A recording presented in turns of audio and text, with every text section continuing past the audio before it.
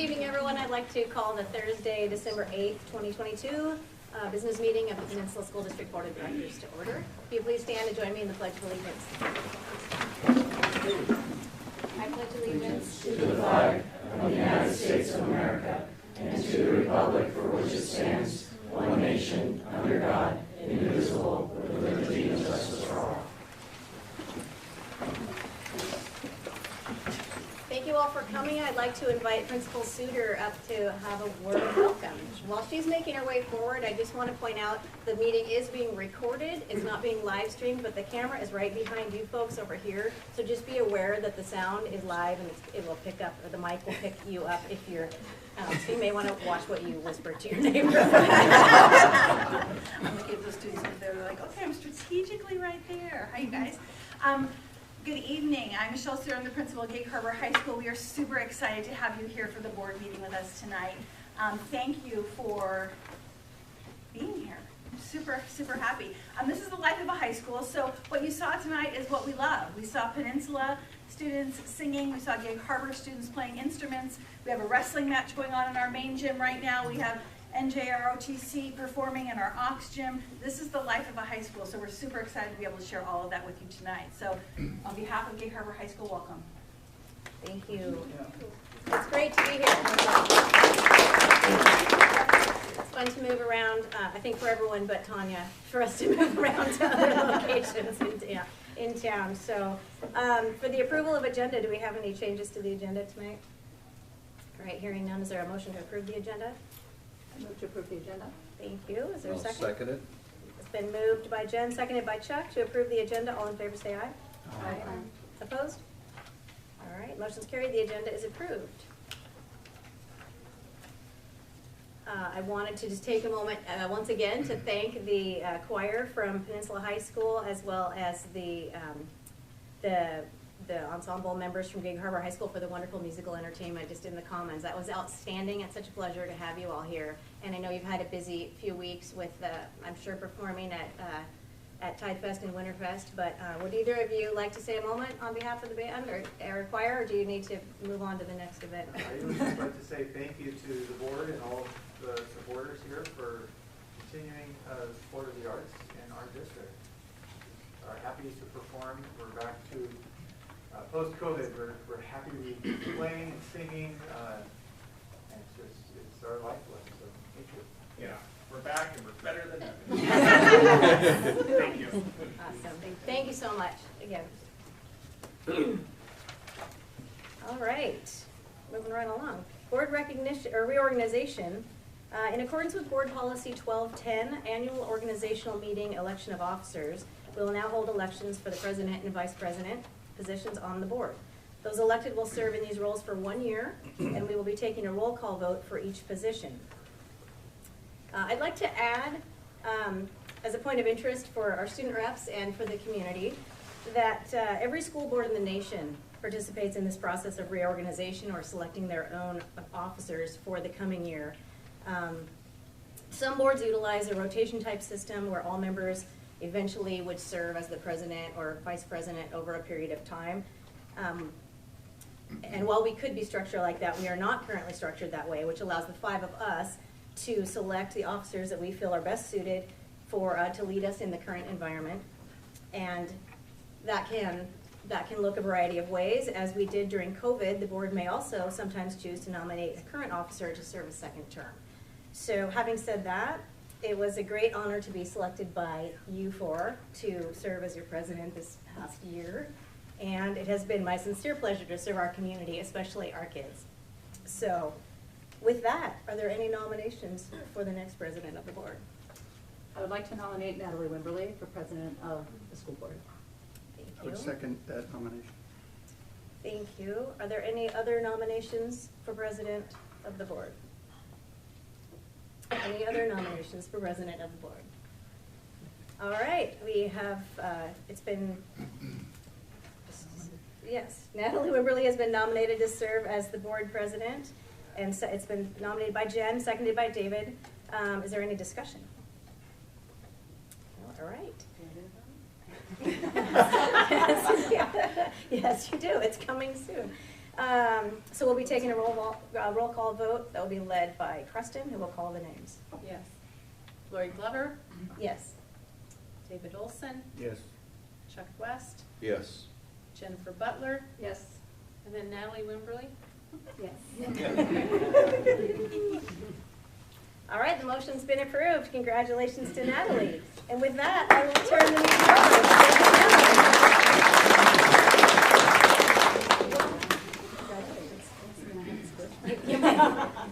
Okay, wow, thank you.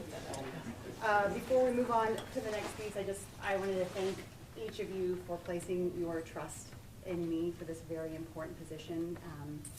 I know that I'll look to each of you to share your strengths and wisdoms over the upcoming year. We have some very important work to do on behalf of our students and staff and within this community, and it is a pleasure and a joy and truly an honor to serve alongside of you. So thank you for trusting me.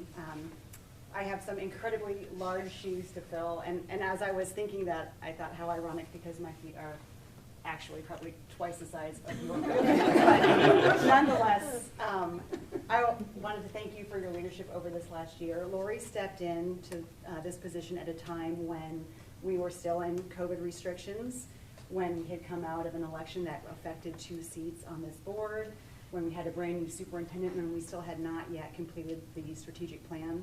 And I can't think of another one of us who is more suited to lead us through that season than you, with your patience and your compassion and your humor. Really, you did a remarkable job, and I've learned so much from you, and it was a joy serving with you. So thank you for that. Thank you so much. And I think Preston has something to say before we go on. I do. Would you like to stand? Do we stand here? Yes, Sure. let's stand. Okay. No, So that's- whereas Lori Glover has served with distinction as a member of the Board of Directors of the Peninsula School District since July 2018, and whereas Lori Glover was unanimously selected by the Board of Directors to serve as president beginning December 2021, and whereas President Glover has exemplified kind, ethical, patient, and engaged leadership, and brought to the team the 2 most important senses, common sense and a sense of humor. And whereas President Glover has demonstrated devoted and genuine commitment to serve the students, families, staff, and community in the Peninsula School District. And whereas President Glover led the Peninsula School District and Board of Directors in the development of our strategic plan, envisioning a place where every child is inspired and empowered every day, every student, every day. And whereas President Glover's time and service on parent and faith leader committees has ensured that our community has an opportunity to engage with the district in support of our students. And whereas President Glover's leadership and support of each individual board member fostered a collaborative and dynamic team rooted in respect and relationship, resulting in being recognized as a 2022 WASDA Board of Distinction. Now, therefore, be it resolved that the Board of Directors of the Peninsula School District take official recognition of the past President Lori Glover's valuable and devoted service and extend to her this statement of appreciation for her significant and timeless contributions to the district. And be it further resolved that this statement of appreciation be appropriately inscribed and conveyed to Lori Glover, with a copy to be included the official minutes of the December 8, 2022 meeting of the Board of Directors. Thank you, Lori.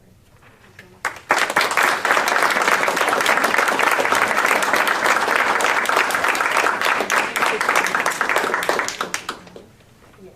I would like to thank my husband and one of my daughters who are in the audience, who have been not always appreciated. All my phone calls that I said would just take a second. They would say, yeah, right.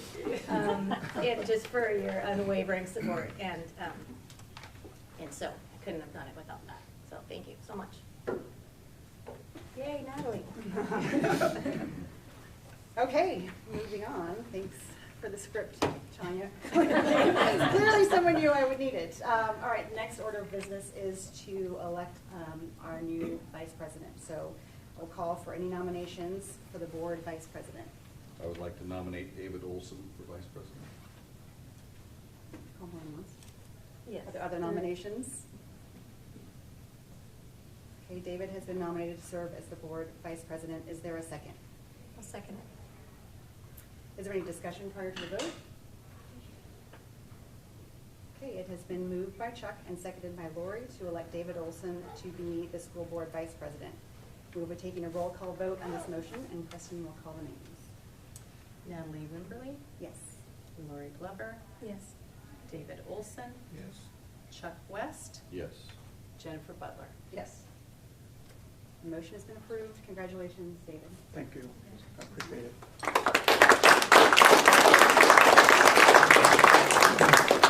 Okay. The board will not switch seats tonight. No. We'll stay where we are. Okay. Okay, so next up is item 6.3, the WASDA legislative representative. So in accordance with board policy 1210, in even-numbered years, at the first regular meeting in December, a WASDA legislative representative will be elected to serve a 2-year term. Are there any nominations for the WASDA legislative rep?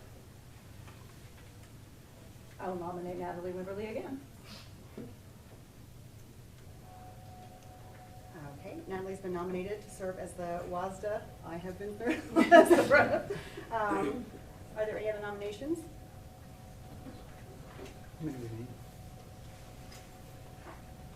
I would like to nominate David Olson. If we've had 2 in the past, I apologize for the confusion. Oh, I thought we had 2. Is it? We might have to ask Tanya. Tanya, we do 1 or 2? One. 1, okay. If we do 1, then we do. Yeah, we'll do a vote. Do a vote. So we call for any more nominations. Okay, are there any more nominations? So David and I have both been nominated. Do we call for seconds? Okay, so is there a second for David? I'll second. Okay. All right, and then no seconds for me. Sorry, you guys. I'll get the hang of this by the end of next year. Okay. It has been moved by Lori and seconded by Chuck to elect David Olson to be the WASDA legislative rep. All in favor, say aye. Aye. Aye. All opposed? Motion has been approved. Congratulations. Thank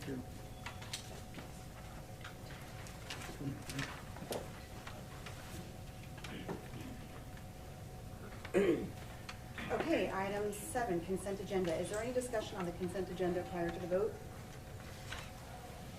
Is there a motion to approve the consent agenda? Oh, so moved. A second. Second moved by David, second by Lori. All in favor say aye. Aye. All opposed? Motion is carried. Consent agenda is approved. Okay, moving on to the our student school board reps. I'm going to call Rylan to come first. I know you have some things to take care of tonight. So if you want to step up to, Which part? what's that? Which part? Oh, just your student representative report.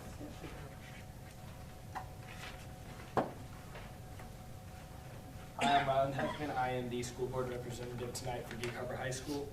At Gig Harbor, we just finished up Tides Fest, which was great to help raise money and help out some small local businesses. Our winter sports just recently started, and both our boys and girls basketball teams are off to a great start this year. Within the school, we are wrapping up classes and getting ready for Christmas break. Can I ask you a question? Who are you wrestling tonight? That's a very good question. The opponent. Yeah, the opponent. Thank you. Thanks, Brennan. All right, Katie from Henderson Bay. Okay. So, yesterday, this Wednesday, someone in leadership has decided they want to do a project and have everyone in the school paint a rock to commemorate them. So they started doing rock painting on Wednesday, and several weeks ago there was a gun violence protest that our school did that went quite well, they said. I talked about our school changing to metal forks. Several of them, and I mean like over 40 of them, have gone missing. Our lunch person is not happy about that, unfortunately. And we're doing a lunch with Rotary Club and Kendall Greer family. As you might know, Kendall passed away not too long ago, and it's going to be on December 13th. And so, yeah, if any of you want to come, you can come if you want. It's just during normal lunchtime. And then the Interact Club leader, she said to say this,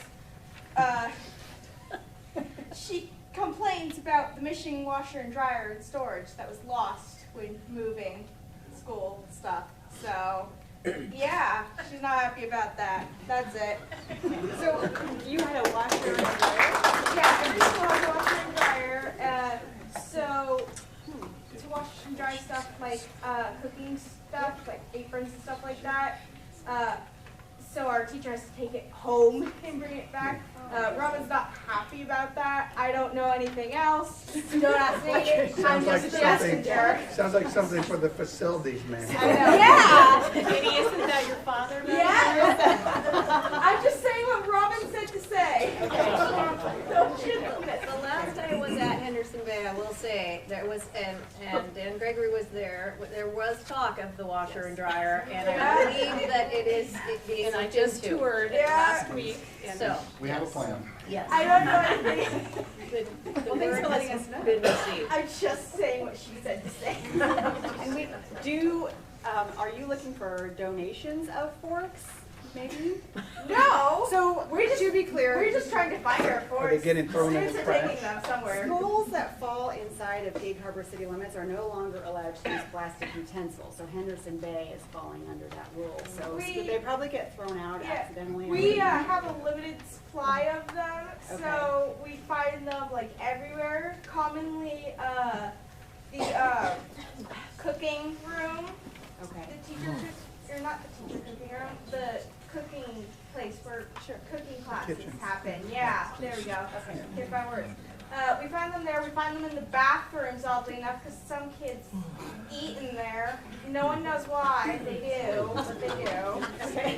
We find them just about everywhere. It's our person's mad about that, but we're trying to figure it out at school. So yeah, it's just something to report on, I guess. Okay, got it, thank you. Okay, who's reporting for Peninsula? Okay. All right. My name is Josie, and I am the rep for Peninsula High School. Shout out the counseling section in the back. So the first thing that I would like to bring up is, just like Gig Harbor, we just wrapped up Winterfest, which for us this year was a huge success.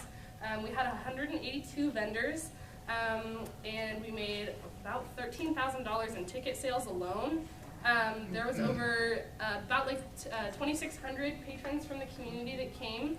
Our total income was about $36,000, so that goes to fund a bunch of ASB events throughout the year. Through our wreath auction, our clubs and sports raised about $2,600, and the main thing that we're super proud about is that we had over almost 400 student volunteers this year. Wow. So 400 students from Peninsula volunteered and gave up their time on their holiday weekend, and that was really special and cool to see.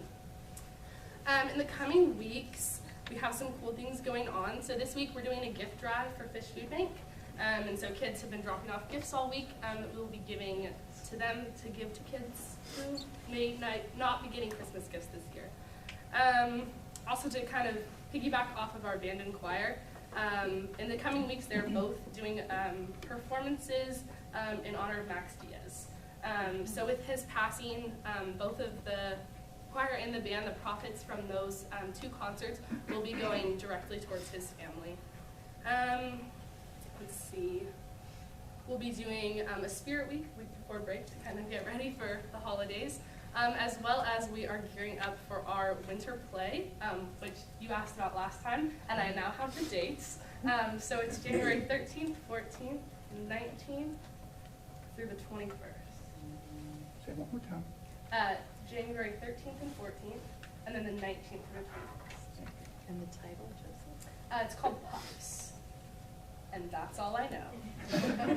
As in. I think so. I think it's supposed Yeah. to be. Connected to Harry Potter. Yeah. Oh, Yes. it's a Harry can't Potter. say. Yes, it's like an offshoot of Harry Potter, Yeah. and it's going to be super kid friendly, and we're giving an opportunity for our middle schoolers to come and see it. So don't want to miss it. Cool. Thank you, Miss O'Leary.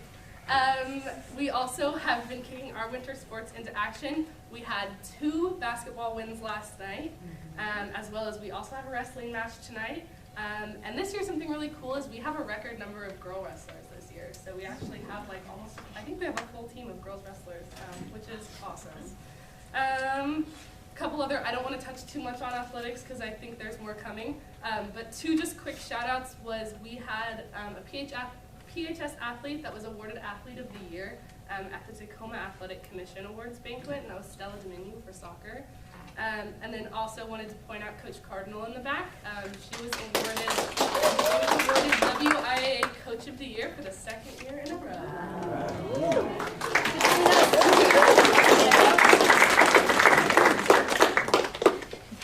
Okay. All right, thanks, guys. Great job. Okay, moving on. Comments from the community? We don't have anyone signed up? Okay. So we're going to move on to item 10, reports and discussions. Item 10.1 is fall athletics and activity update. So Dan Gregory is going to introduce our athletic directors. You can introduce your students. Thank you, President Wimberly. And I would just start by thanking the Gig Harbor High School administration for hosting tonight. There's a little bit of work that goes into that, but I'm so happy you agreed to do that and that we're holding this here. And just to get started, wow, what a great musical performance by our students, and they are a product of the great teaching that they get in those areas. And not to be outdone, just to look at the visual artwork as you came in the front door. What a really cool opportunity to highlight our high school students and their teachers tonight. So thank you. And thank you to President Glover for your leadership over the last year. And congratulations to President Wimberly, Vice President Wilson. On that note, we do get to highlight our student athletes and our coaches. And we have our great athletic directors both here to present that information. And so we are going to start with PHS. So Ross Filkins, athletic director, PHS.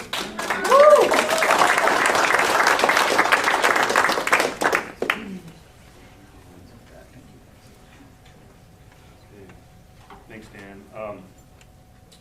And thank you to the board for having us here. It's really exciting for us. And with our slides, is someone going to click along? I think you have a mouse up there. Okay. All right. So we've got quite a bit of information to convey to you, and I'm going to try to do this as fast as I can because we do have some of our stellar fall student athletes that are here. We have Avery, Dane, Kaylee, Kate, and Grady, who I'll introduce here right at the very end. So we've had a really fun and rewarding fall season, and so there's a lot to cover. Our fall participation, we have 10 of our programs that are active in the fall, and so our total participant turnout in the fall was 370, which gets us back to essentially pre-COVID numbers. So we have a good, strong reemergence of our fall programs. Our student and community support this fall has been incredible. We held, as I'm sure Gig Harbor did as well, about 200 events, competitions this fall, home and away. So it was really a pretty incredible fall turnout for everybody. Of our 10 fall programs, understand that 2 of them, cheer and dance, they actually begin to fall in their activity phase. And so now that we're in the winter, they'll start getting into their competition phase. So I'll go through some slides here for each of the 8 active ones, okay? I do want to point out, though, that as we go through the slides, and we'll talk about like some GPAs and some of the team and individual honors, that I don't want it to, to get lost in the trees, that beyond the scores and achievements and honors, we really just could not be any more proud of the student athletes at Peninsula. We know that our fields, our pools, our gyms are fertile ground for learning. And so beyond the many lights that it takes to light up the scoreboard, there's just tremendous learning in and out of competition.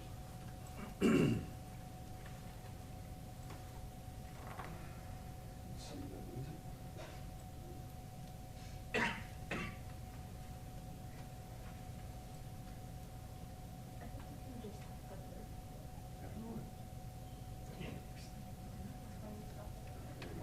Okay, in football, we had another strong season with our student athletes in football. They did a really nice job representing our communities on the field and off the field. We had 33 letter winners this year, and the combined GPA of our letter winners was 3.044. We have a couple of them tonight. Dane Madaw is here, and we are hoping that Grady Johnson, if he's not here yet, will hopefully be here shortly. He's running late from Knowledge Bowl. So they'll be our National Football Foundation Scholar Athlete representatives. There we go. Girls cross country. This is a growing program. Coach Nugent's doing a tremendous job. This is the best team finish that we've had since 2012. Electra Higgins finished 9th at state. She was our top individual finisher. Hannah Lee is ready to sign with Nevada. I'll share some information on National Letters of Intent shortly as well. And then this was also one of the WI Distinguished Academic Awards, and you can see that they were just short of the WI Outstanding Academic Achievement. This is going to be a continuing thing here. Boys cross country.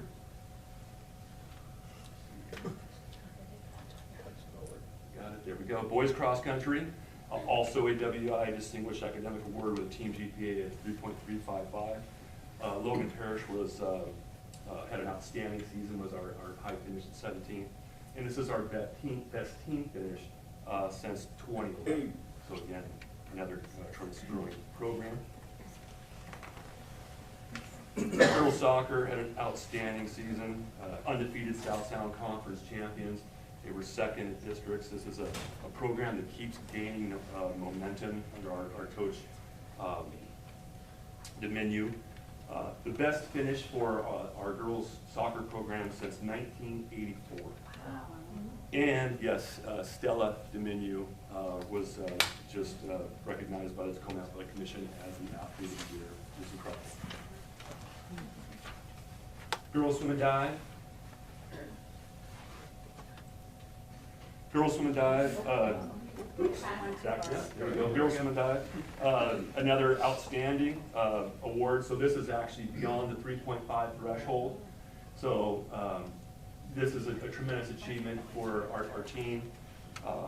It's been a really strong, robust program for us. We have a junior, McKenna Post, that took 4th in state in diving.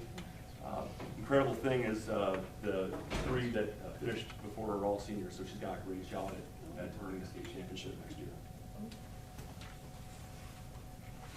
Boys tennis.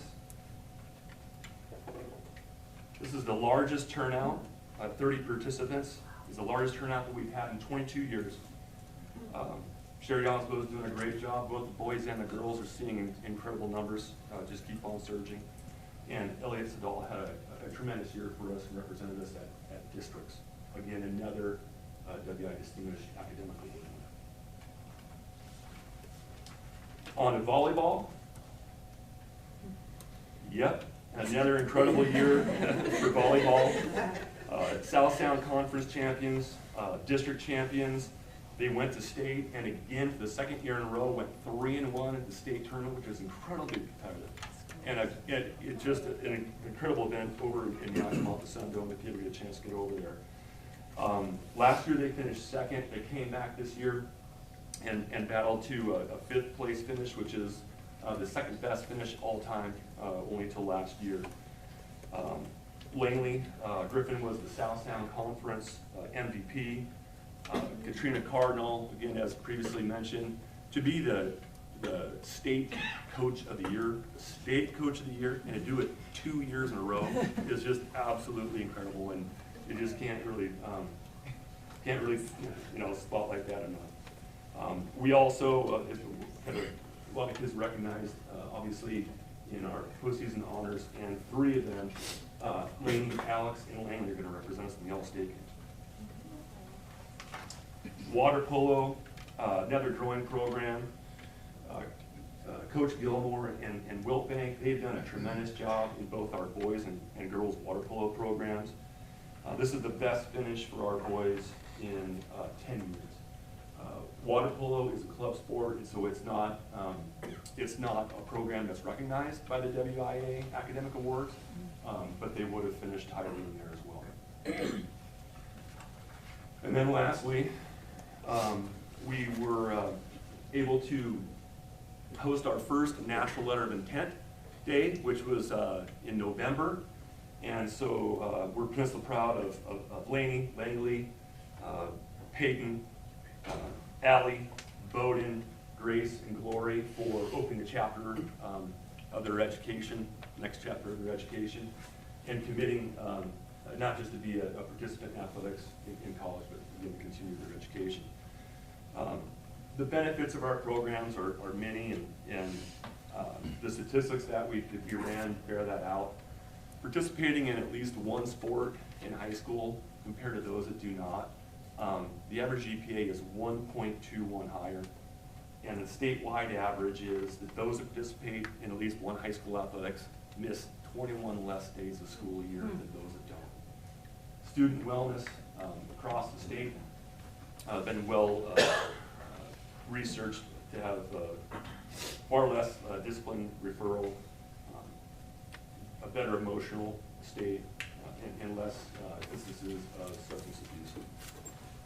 So, with that, again, we just can't be any more proud of our student athletes, our staff, and appreciative of the board and the support that we've had to the community.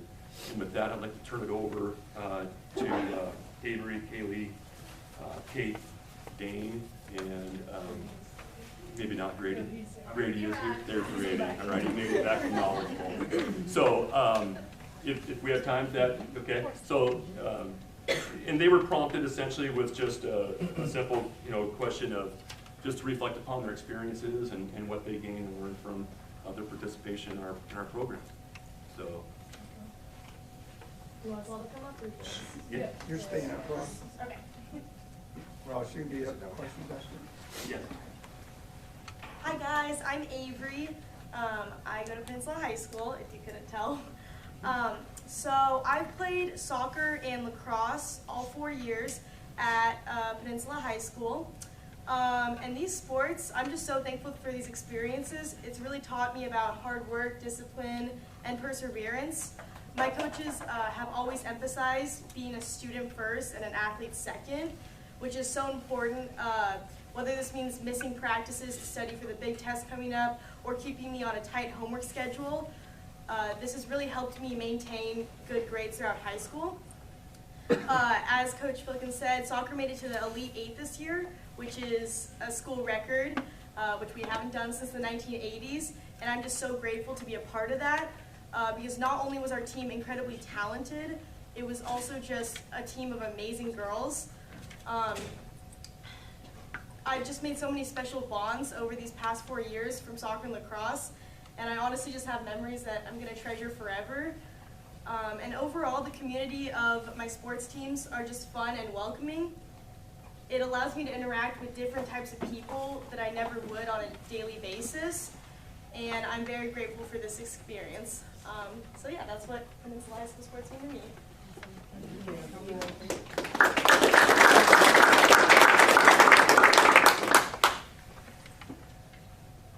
Alright, good evening everyone. My name is Dan, and I just want to talk a little bit about the Peninsula football program and what it meant to me. So, I've been a part of the Peninsula football program all 4 years of high school, and it has been one of the best experiences of my life. Not only has Peninsula football helped make me physically tougher, but it has turned me into a better man both in the classroom and outside of school. I've learned great leadership qualities and how to lead by example. I've learned to overcome adversity that I am faced with and to not back down when times are tough. I've learned what it means to have good work ethic and the importance of punctuality. I've learned how to work well with a team and learn good communication skills. And most importantly to me, I've built lifelong relationships and bonds with my teammates and coaches that I can cherish forever. It's hard to believe how quickly 4 years spent in this program went by, but I know I've learned skills and made memories that will last me a lifetime. So thank you to you all and the support of the community, and all support through all the sports, but for me, just football. So thank you.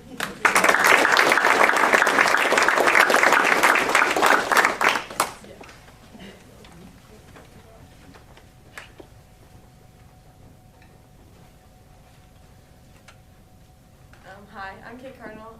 I'm a freshman. I'm Kaylee Decker. I'm a senior. I'm representing volleyball. So the Peninsula Volleyball Program has 40 members between coaches, C-team, JV, and varsity. Our program has had incredible growth and success across all 3 teams. So this is my first year playing for Peninsula Volleyball, but I feel like I've been a part of this program my entire life. From watching in the stands to getting the opportunity to practice and play with all these incredible players every day has been such an honor. I'm so lucky to be a part of this team, and I'm so excited for the coming years. I've learned what it takes to be a great teammate, to be selfless, and to work as hard as I can to make my teammates better. Volleyball is a team sport, and everyone can benefit from working with others towards a common goal. Our common goal is to play on the championship court at state our senior year. Thank you. From being a student athlete for 3 years to managing the Peninsula Volleyball Program this season, I was able to witness this team get fifth in state and first in districts.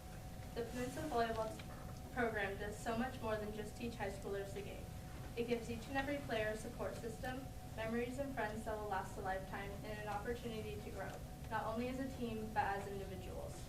I strongly believe the beauty of volleyball is that every individual person on the court matters just as much as everyone on the bench does. It's a sport that can't be based off one player, and where connection is key.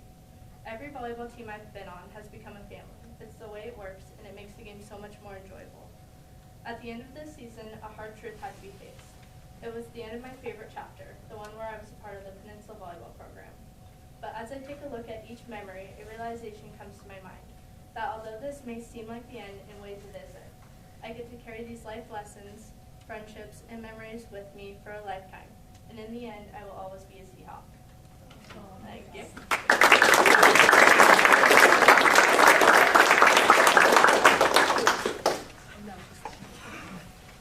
Okay, what I'd first like to talk about is, well, I'm Grady Johnson. I'd first like to talk about football and how it's kind of affected my life.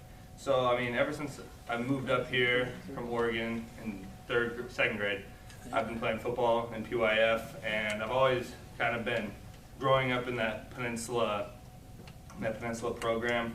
My brothers all went through it, and I went through it, and it really changed me as a person. It made me better. It pushed me to be the best version of myself, and I think it really showed me, especially this past season that we had, it showed me like what's truly possible when you get a bunch of people together and towards a common goal. Like with all the adversity that we faced this season, we had so many key players getting hurt, and we just kept battling.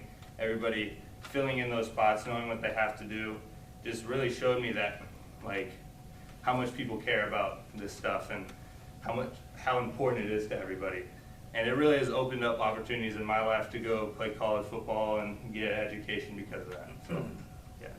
Can you touch on there's a stereotype around athletes, and you're on the knowledge bowl team. Can you talk about that? Well, I mean, I like to think that if you apply yourself and really care about education, then if you're an athlete, you can really do both, and you can go as far education-wise as you can, football-wise, or any other sport.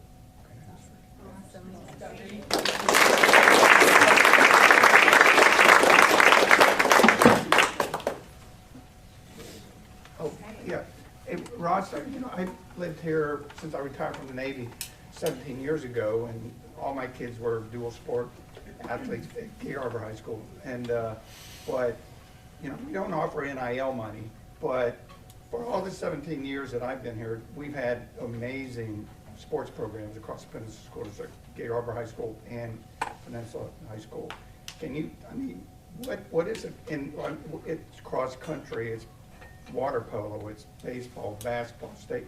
What do you think is the impetus that, why is our little Gig Harbor Peninsula School District have this amazing amount of talent? Per capita, it's just insanely a good sports program. Thank you for recognizing that. And yeah, so I've been a head coach for 28 years, athletic director now for 8 years. I've lived in the community for over 30. And I would agree, we've had some tremendous individual performance and team performance over the years. And I think probably like anything, it's never as simple as one thing. It's a complex answer. And, I would just really attribute it to a tremendous amount of effort and work from our whole community. It is challenging, and certainly we've seen ebbs and flows over the years. And you know, you just look at the landscape of what 3A athletics is like right now. It's incredible, the high level of play in all of the programs. And so without the effort of our community, our staff, and especially our student athletes, laying on the line to represent the green and white and Gig Harbor as well, we just couldn't be any more proud of the kids of our community. And they demonstrated just about every single night. So thank you for recognizing that. Thank you. Any other questions for either myself or the student athletes? Good job. Good job so much. Super proud of you.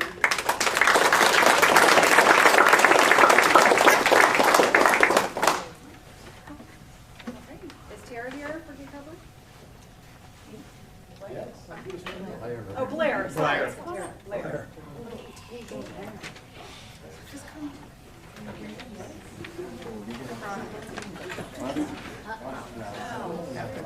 Oh, yeah, Rylan.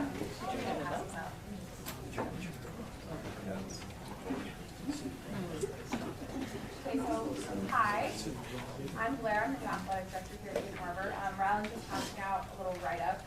We don't want to spend too much time talking. I'm going to let these guys talk a lot more because it's kind of their programs. I just want to say a couple of things. I want to say thank you guys, especially thank you to Michelle and Mary Kate and everyone here for hiring me because this has been such a dream job.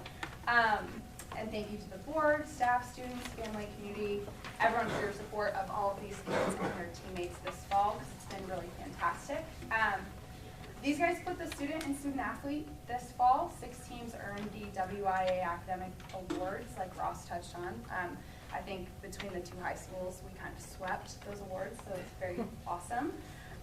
We also had cross-country teams, boys tennis and girls soccer, earning outstanding, so above a team 3.5 GPA. And then football and volleyball earned the Distinguished Award, which is above a 3.0 team GPA, which is really difficult to do. So we're super proud of them. We have a couple individuals I want to recognize before. So Reese, step forward. So Reese won 3A state cross country in a really dramatic fashion. I hope that you guys have seen the video. You came from behind like 100 yards and just beat her right at the finish line, leaning forward photo finish. So congratulations. Reese was also Tacoma Athletic Commission Cross Country Athlete of the Year, named this week.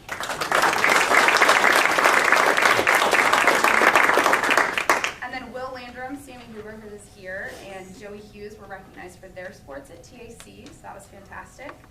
We also had 2 WIAA Student Athlete of the Week recognition winners in Will Landrum, our quarterback, and Lydia Ward, kind of the quarterback of our volleyball team, our setter, this fall.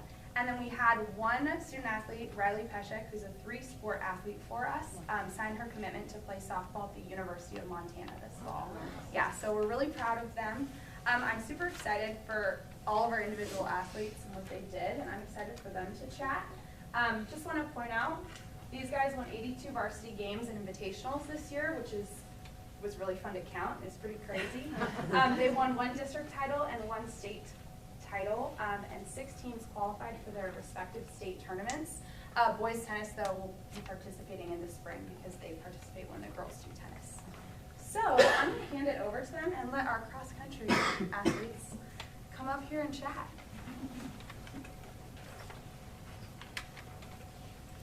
Hi, I'm Reese Walker, and I'm new Latin. So this season, the Tides cross country team had a great regular season. We competed in many league and invitational meets, and the boys team shined brightly at the PLU Invite. They took home a first place finish with Micah Galliana, Jonathan Miles, Preston Fredette, and Tyler Campbell taking second through fourth place in the race. The girls team had their biggest win of the season at the prestigious multi-state hole-in-the-wall Nike meet. We took home the first place title in our division. And at the league championship meet, the boys and girls teams both placed second. Reese Morford represented the Tides well with the second place run on the girls team, while Micah Galliana and Preston Fredette finished second and third respectively for the boys team. At districts, the girls team ran extremely well, earning themselves a district title and a spot at the state tournament. The boys also ran well at the district race, placing second, also earning a spot in the state tournament. The Tides also had a championship in the ambulatory race, Michael Johnson. At state, the girls team finished second overall, with Reese coming in from behind to win the state title in the last minute. The boys team also had a podium appearance with the fourth place finish in the state. I love participating in Tides athletics because it has taught me so much over the past 4 years that I've been a part of the cross country team. Coming in as a freshman, I wasn't really sure how much I'd be running because of injuries and things like that, and I just watched the team grow so much over the past 4 years, and it's been really special to be a part of that and also just watch that as I've become a leader and made so many friends along the way and just really built a strong community. My favorite memory from the cross country season is standing at the line at state. We were all really nervous, and so Reese huddled us all together and she gave us a motivational speech. And it was just a really good reminder for throughout the race that you're not just racing for yourself, you're also racing for your team and for your community. And it helps you get across the line even when you think you can't. Thanks, Kristen. Next,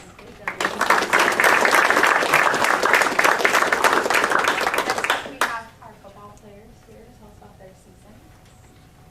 I'm Blaze Herbert. I'm Rylan Heckman. The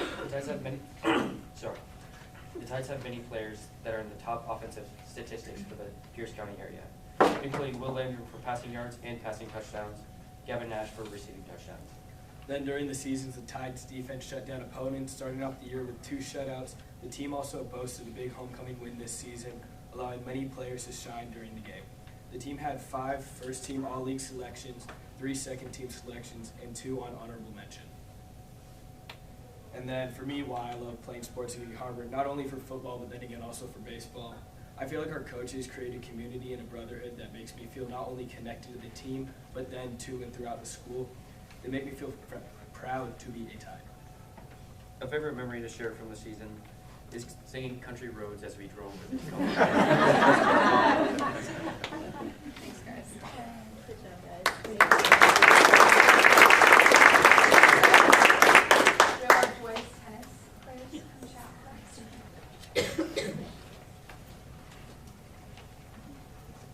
Hi, my name is Dylan Batista, and I am team captain of the 2022 boys Tides tennis team.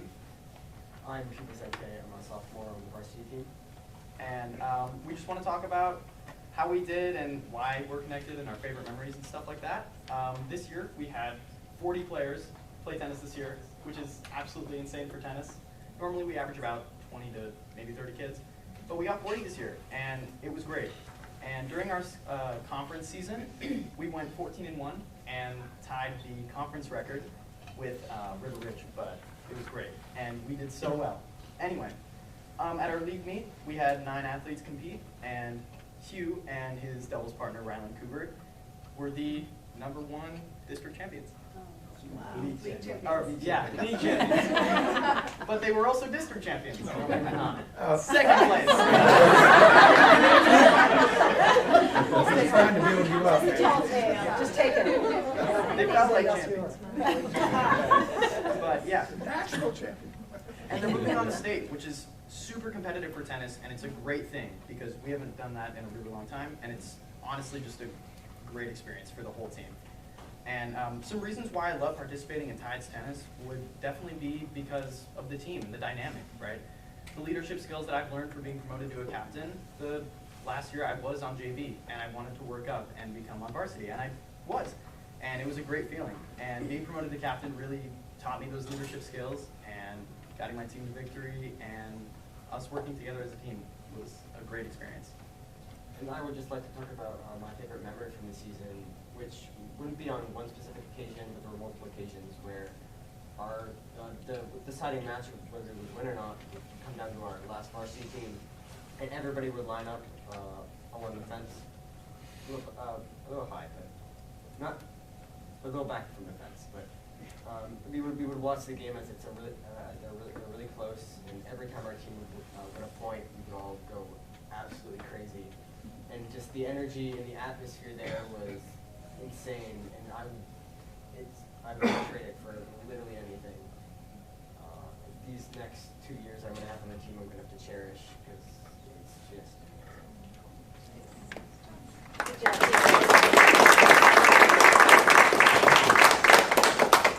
Next up we have girls soccer.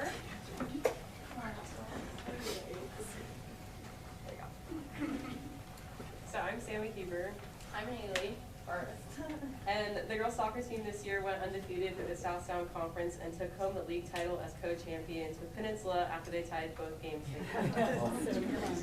The Tides took the #1 seed from the SSC to the district tournament, where they placed tied for third and earned a bid to state. The Tides lost a heartbreaker to eventual third place Seattle Prep, and the team had co-MVPs in Sophie Blake and myself. They also had 2 others on first team, 1 on second team, and 3 on honorable mention for the SSC. Okay. Our favorite memories from this season are riding the bus to our away games and screaming the songs, not singing, screaming, and just being able to laugh and have fun on the bus and going to our games. And we love participating in Tides athletics because it gives us an opportunity to represent our school, make some new friendships, be a part of a new family. Oh, it's low battery. Oh, it's gone. Oh, it's okay. It's okay. Just make new friendships that we will have and cherish for the rest of our life.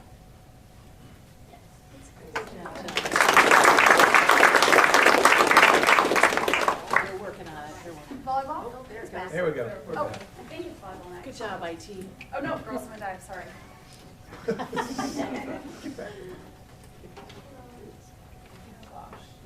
Oh, is IT running this? I think they are over there. Perfect. Next slide. I was trying to click. There we go. Okay. Oh.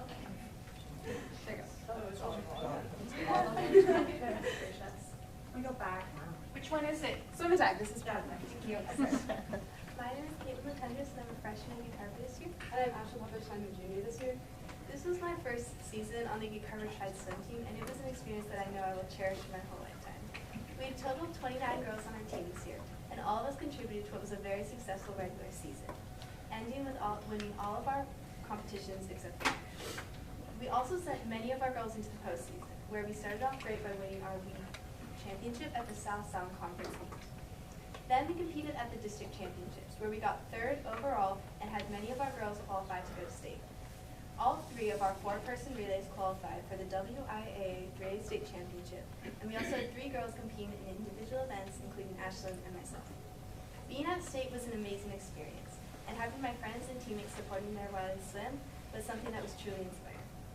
I am so grateful that I had the opportunity to swim for Gig Harbor High School this year, and I want to thank our school board and everyone else who made this possible for giving all of us the chance to be in a sport, to learn a lifelong skill, and to represent our school. I have been swimming since I was 3, and I've been committedly swimming since I was in 6th grade. And I have to say, out of all the club teams I've been on, Gig Harbor High School's team has been by far my favorite.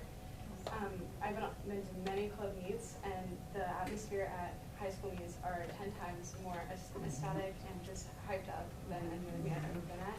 We all encourage each other in and out of the pool, and as much as we want to get PBs, which is personal best, we also just want to cheer each other on and win our meet and work hard for each other and for our team.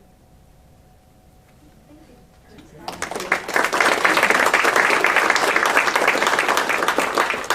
Right now we have volleyball.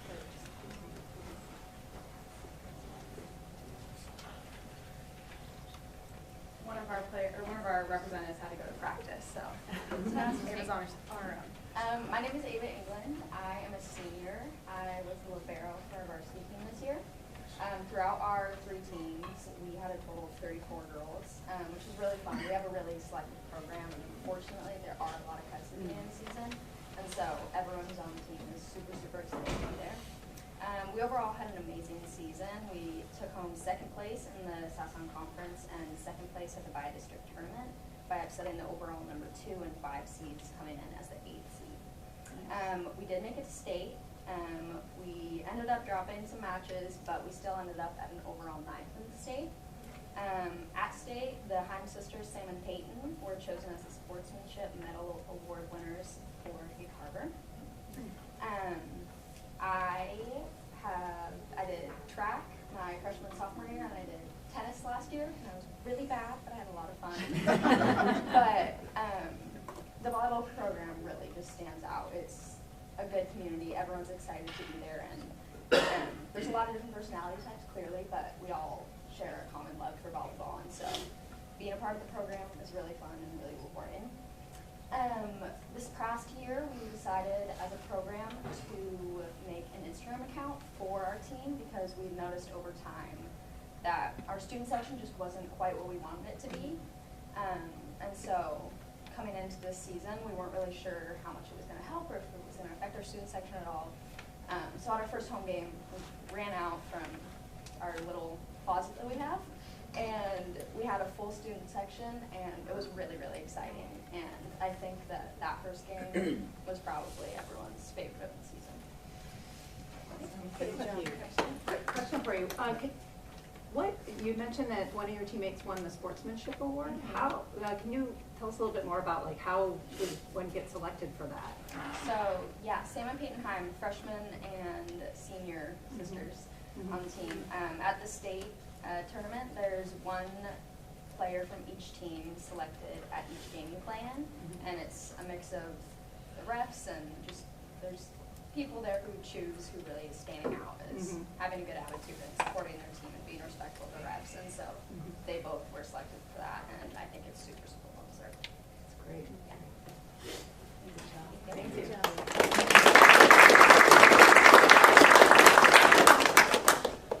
And boys water polo. And most of them are swimming in a swim meet tonight. Hi everyone, my name is Tristan Reed. I'm a current senior and I'm representing the water polo team. This year we had 16 participants, and overall we were undefeated in our South Sound Conference. We were 14-0, and then we went on to play the Division II state tournament where we placed first place. And then we played in the Division I tournament and placed 8th there. Our coach, Alana Ponce, was named the West Division Coach of the Year. And we also had a couple athletes that were nominated as the All-Division First Team. One of them is Joey Hughes, who was also the Tacoma Athlete of the Year for this year. And the others were Adam Hurley and Quinn Middleton. It's been a great program to be a part of. I've been there for 2 years, but it's something that I'm very glad that I joined, and that I love participating in it because I didn't know at first that I like water polo. It's kind of one of those sports that isn't really known about, but I kind of jumped in, thought I'd give it a try. I didn't really know how to swim, but it turned out okay. I created a lot of lifelong friendships with teammates and a lot of connections with the coaches and everybody around in the community. We also got to represent our school. We went farther than we thought we could in the last 2 years, and it's been a great journey overall. And also I wanted to talk about students being a part of the Running Start program and how the athletics has been a big part of it. You kind of are, as a Running Start student, you're kind of off campus a lot, and so having the athletics here lets us kind of come back to the campus and still be a part of the school that we have grown up in and learned to love. So that was a great experience, and my favorite memory, of course, is winning the Division II state championship. It was just a great culmination of all our sacrifice and hard work that we had to get to where we wanted to be. So it was a great season overall. You're reminding me, I had a couple friends in college who played water polo, and I remember I saw them at practice one time, and my jaw hit the floor. I have never seen a more grueling workout than what you guys do. You do that thing where you like strap a harness on and you swim with weights? Yeah, weighted balls. That is crazy. That is crazy. They swim, and the farther they go, oh my gosh! And then they turn around, and you turn around, and it like zips you back to the beginning. it blew my mind, and you just do them over and over and over. It's a vigorous sport. Yeah. Vigorous, yeah. Big risk. Anyway, congratulations, it's fantastic. Thank you. Yeah.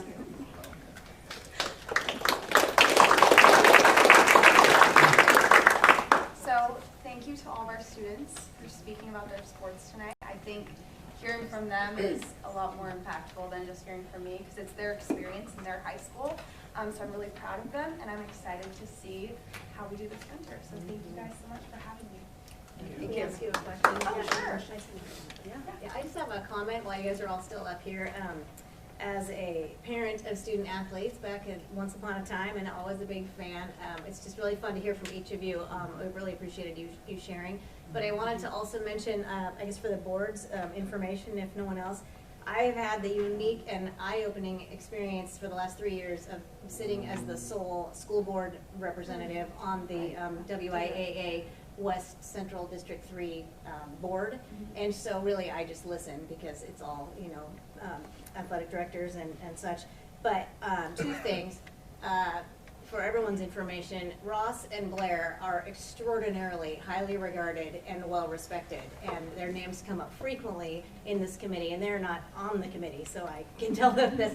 But so I wanted you guys to know that. It's like, and to your point, that our district really is mentioned often in high regard, and so that's a credit to you both. And I know that you're new, but it caused a bit of an uproar in the district when because you needed to be replaced at your previous employer. Oh, yeah. I just mean for good. If it was all very complimentary, In a good it's way. okay. Yes. Yes. In a Yes. good way. It worked out for us. So anyway, but and then to you all, the student athletes, as a part of sitting on this committee, what I've learned, I think the biggest takeaway for me has been it is unreal the number of hours and the persons that are involved in putting on tournaments and things that are at the district level, and of course at the state level it just is magnified. And I would encourage all of you to take the experience and that just to tuck it away, I guess, in your heart as you leave school and you go on into your life, and whether you come back to this community or wherever you find yourself in the future, get involved in your towns and see if you can coach, see if you can just mentor another student athlete, or if you can take tickets or be a line judge or anything. That the number of volunteers that are always needed is just unbelievable. So I would encourage you all to consider that as you go forth. Thank you. Any other questions?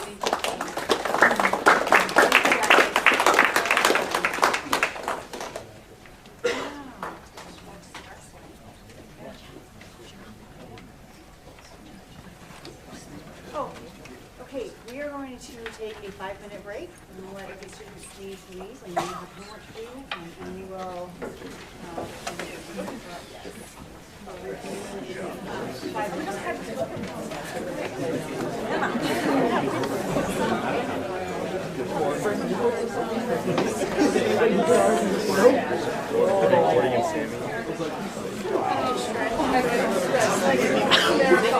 You're lucky 'cause you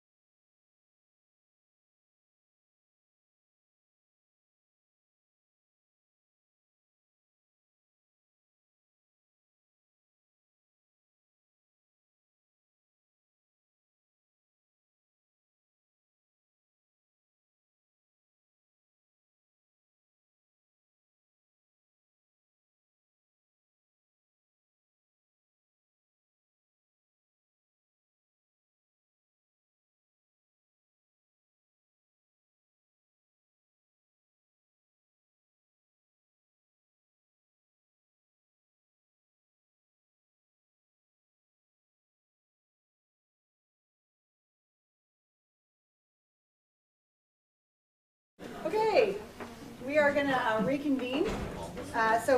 Moving on the agenda, we are now on item 10.2. We've got our high school graduation requirement and procedures discussion, and Dan Gregory is he's here. Good. This is way better than Mouse, thank you, but fortunately I don't have any slides.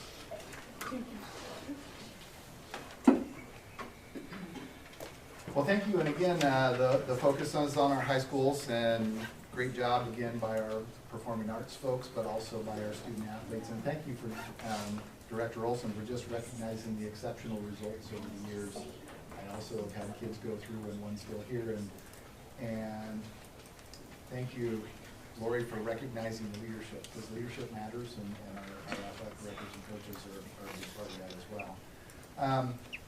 When we were going to have, or when we have, our graduation metrics on the agenda, and our principals will be presenting, as I was working with other district staff, we thought, what a great time to bring forward the procedure that will be coming up around graduation as well. I didn't know Tanya was going to be able to present this, but or have the slides ready. But what we thought we would do before the high schools present on how they're tracking progress is kind of walk through the procedure so that we create greater familiarity for you in terms of what it takes to graduate. And so the procedure is 17 pages. Thanks for the clip notes. We thought we would narrow that down to our one-pager for you and really just kind of hit the cliff notes and the highlights for you. Many of our counselors are here tonight. They do a wonderful job of navigating all of the 17 pages. But for simplicity's sake, we boiled it down to one for you. And so what I would start with is there are really three main components to high school graduation requirements. The first of those that really drives all of the others is the high school and beyond plan. The high school and beyond plan, and you've got the wording right there out of the procedure at the top, each student must have a high school and beyond plan to guide the student's high school experience and inform course taking that is aligned with the student's goals for education or training and career after high school. Again, it's a rather significant section in the procedure, but pulling out the highlights, we want to get that started in middle school. It actually can start in 7th or 8th grade. Our goal is to start in 7th. And so we really need to get that going in middle school so that the second part of that is involving a career and interest inventory. And the idea of starting that at the middle school, that's why we want that started at the middle school. We want students to start exploring what their interests are and what those career fields are. We also highlight within that procedure that parent involvement is encouraged. We really want parents on board. Director Wimberly was at the Parent District Council this week where we talked about bringing the principals in. Principals, I haven't emailed that to you yet, but you're on for January, by the way, at Parent District Council. And we talked about communication. We talked about communication with parents. And we can't always trust teenagers to bring all the information home and relay it to their parents, so we really are going to... except these three. Not yes, us. Not us. Not us. We really will build that out and encourage parent participation and communication. When a lot of this came out, we used to hear talk of, oh, kids are going to lock in when they're in middle school. And no, they're not. It's a dynamic plan. It's adaptable. As important as figuring out what career path they think they want to follow is figuring out what they don't want to do. And sometimes when students start exploring career pathways and what's required, they go, no, this isn't for me. So we don't want students to feel as though they're locked in with their career interest inventory. They learn and we adapt the plan as we go forward. There are a variety of other things in there, including what courses they have taken, what courses they've taken in middle school that count towards high school credit, and a resume. So it's a very complete package in that high school beyond plan. Yes. Quick question. The career interest and skills inventory, is that like a questionnaire? Or is that an interview? What is that? Yes, we've used a variety of tools for that over the years. You guys probably remember career cruising. Career cruising was one tool we've used. Parchment, I believe, has a tool that they may have used in some of the college career and financial exploration classes. And there are some paper pencil ones. As I recall, it's been a few years, but as I recall, even the ASVAB, when students take the ASVAB, it gives them some career interest inventory feedback. And now it's Navient. and now it will be through our new tool. That'll probably be a February presentation. But again, very complete tool. Our counselors have been working with a variety of district staff, and this is one area we are going to improve on our work on our high school and beyond plan, so thank you all for engaging in that. Then comes subject and credit requirements. We've all probably heard of Core 24. So you've got those 24 graduation credit requirements. We broke those out for you in terms of the subjects that are required: 4 in English, 3 in math, 3 in science, 3 in social studies. World languages is 2, and that can be world languages or personalized pathway. We can circle back to that if you have questions about that. 2 credits in the arts, 1.0 of those may be personalized pathway. A half a credit of health, 1.5 credits of physical education, 1 full credit of career and technical education, and that leaves 4 elective credits. At the bottom there, you can see it's important to note that many classes check more than 1 box. They don't count for more than a half credit or a full credit, but they check different boxes regarding subjects. So for instance, in our schools, all of our health classes are taught by teachers who are also career and technical education certified. So that half credit checks the health box, but it also checks one of the CTE boxes. We do have an additional requirement outside of the state in our district around financial literacy, and that is the college career and financial exploration. That checks the other CTE box as well. So what we try to do with those classes that check them more than 1 box, it actually opens up those elective credits and provides additional elective opportunities for students. So question for you. To me, that devil's advocate, just because you have a CTE instructor teaching health, if they're learning about health and how to take care of the body or their health, how are you getting a CTE credit? Like, I could see if it's shop class or it's nursing or something, about how are they getting a CTE credit for going through health just because their instructor's CTE certified? Some requirements within that is they submit a framework of curriculum to the state, and it has to be approved by the CTE folks at the state. So there has to be some career exploration component within health, whether that's health careers in nursing, health careers in first responders. There has to be some sort of career component in there, and we make sure that we satisfy that requirement when we send that framework to the state. Okay, good. You also get CPR certified. Yeah. You do it like on the zones. Okay. And I believe that is, yeah. And you get a food handler's card. Okay. And I think there's one. That makes sense.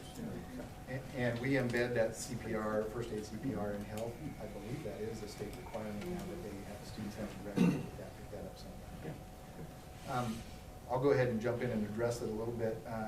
When this first came out, people said world languages, 2 credits, or personalized pathway. When we first did presentations on this, that's where that high school and beyond plan really drives things. So if in my sophomore year I realize I want to be a welder and West Sound Tech is my best option, there's really no need for me to take French, German, or Spanish at that point if it doesn't fit with my career pathway. And so it lists it there with the idea that we want to promote post-secondary education, but your career pathway can help you if I want to go be a welder or do something that maybe I can get through West Sound Tech or even our own career pathways, I can do that instead of the world languages. Same thing with the others. I think, for me, I've changed my mind of what I wanted to do when I grew up about a dozen times. Even as a grown-up, I've changed what I wanted to do, right? How far in, if they arrive at high school with their high school and beyond plan as a freshman, and they're like, and I mean, y'all can answer this if you want, but how far into their high school career or experience do they have to like change their direction and say, I don't want to be an astronaut anymore, I want to go this direction? And if they've already taken some credits for that other career path that they were on, how far in do they have to change before?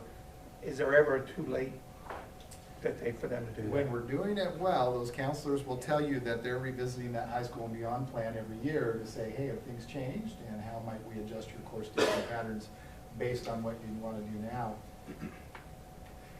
They can answer better than I can. However, I would say it's probably never too late. Prior to the senior year, you still have time, and it might be after first semester or at the end of first semester of the senior year.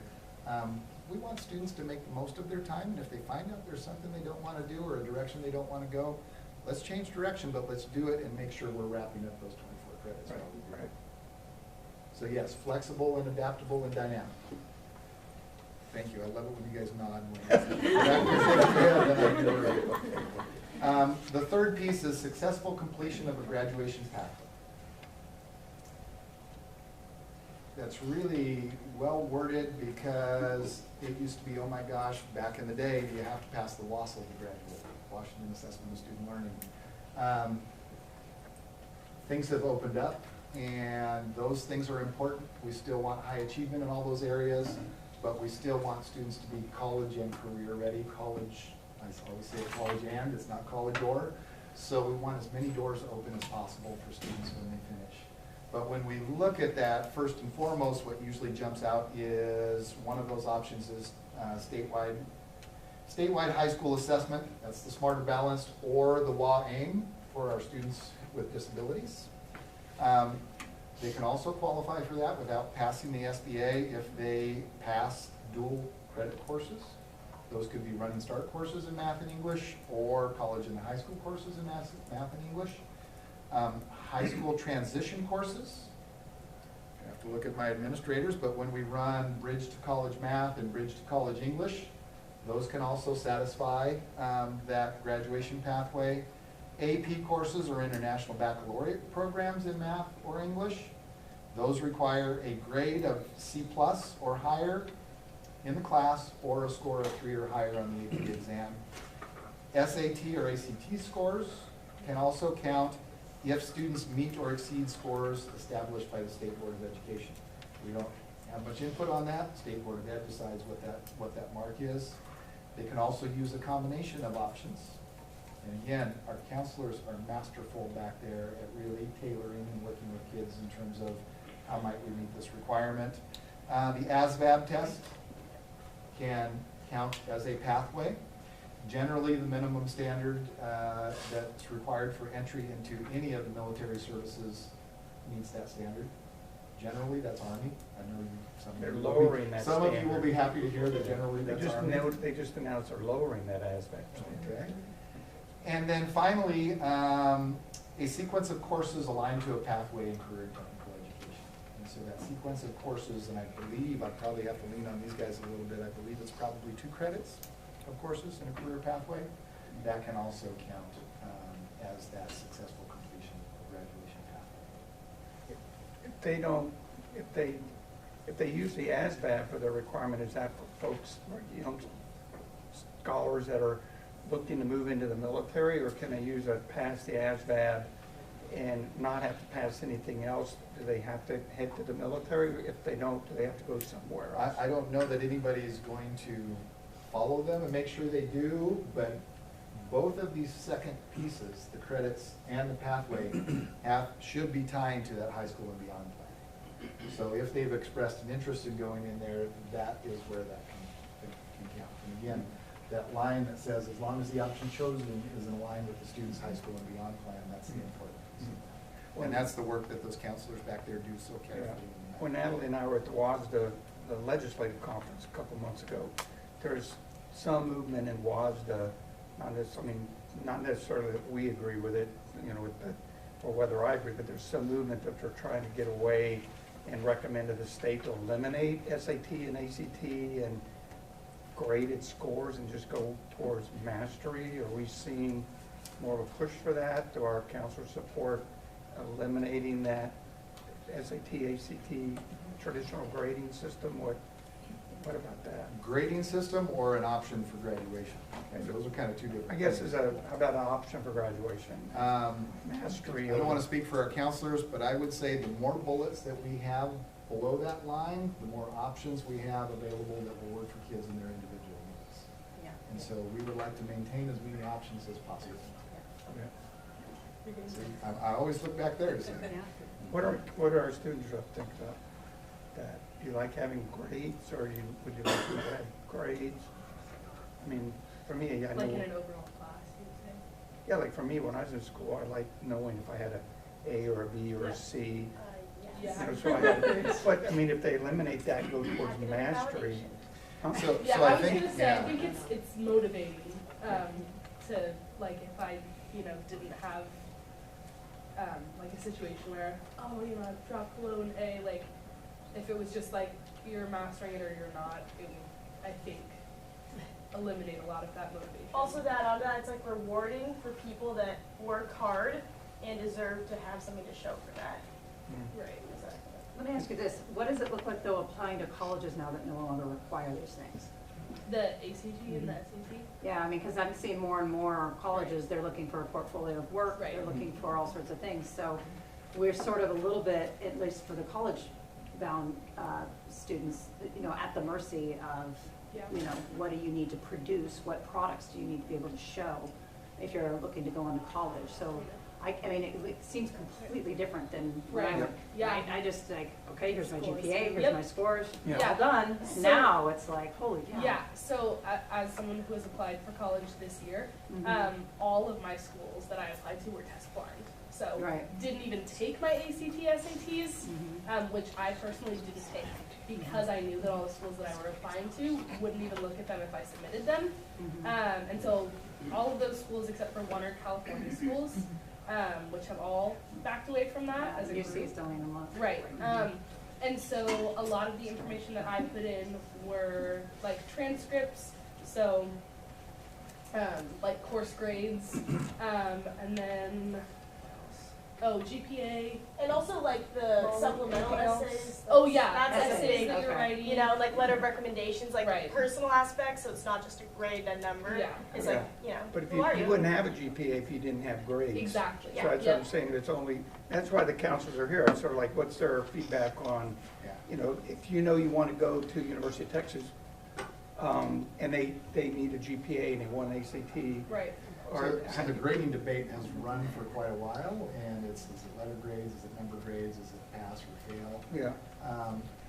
I love Jennifer's question, because as we make decisions, we have to think outside of high school and think about how they're going to be viewed by Right, right.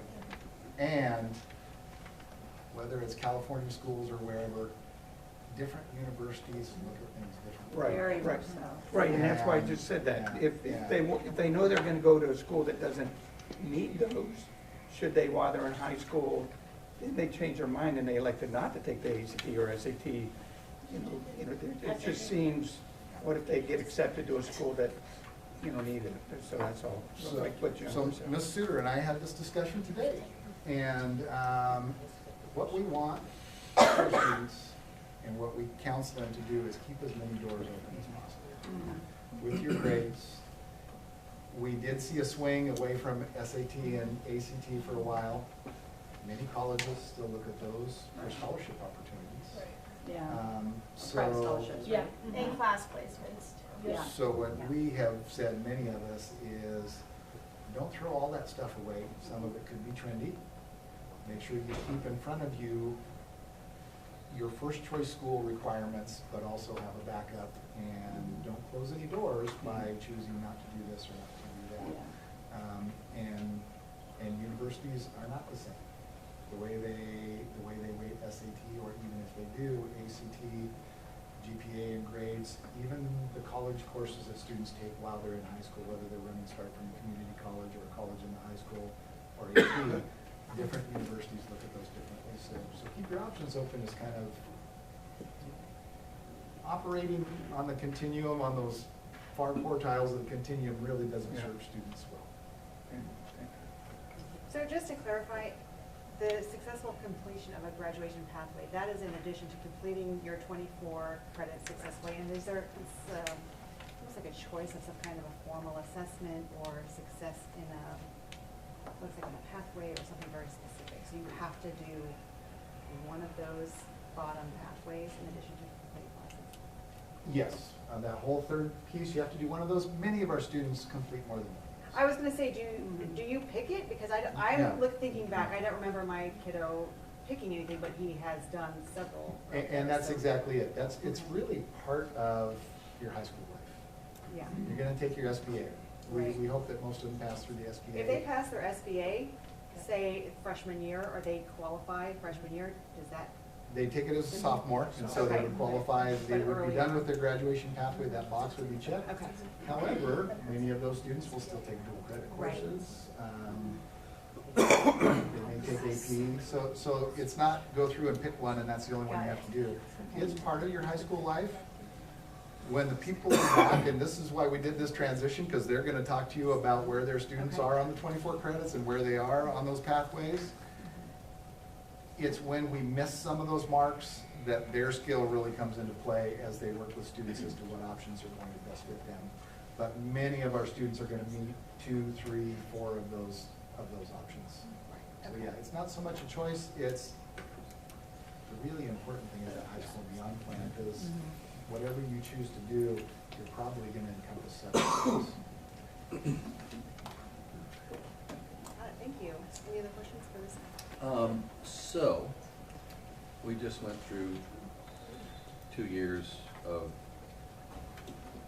screwing it all up. And so the kids that were, let's say, coming into the 9th grade during COVID are now juniors, right? Yes. So that was rather difficult, and I'm sure we had a lot of kids that missed out on credits. So you're required to do 6 credits a year. So now we're coming into this point, and let's say Alec dropped 3 credits in his 9th grade year. Alec.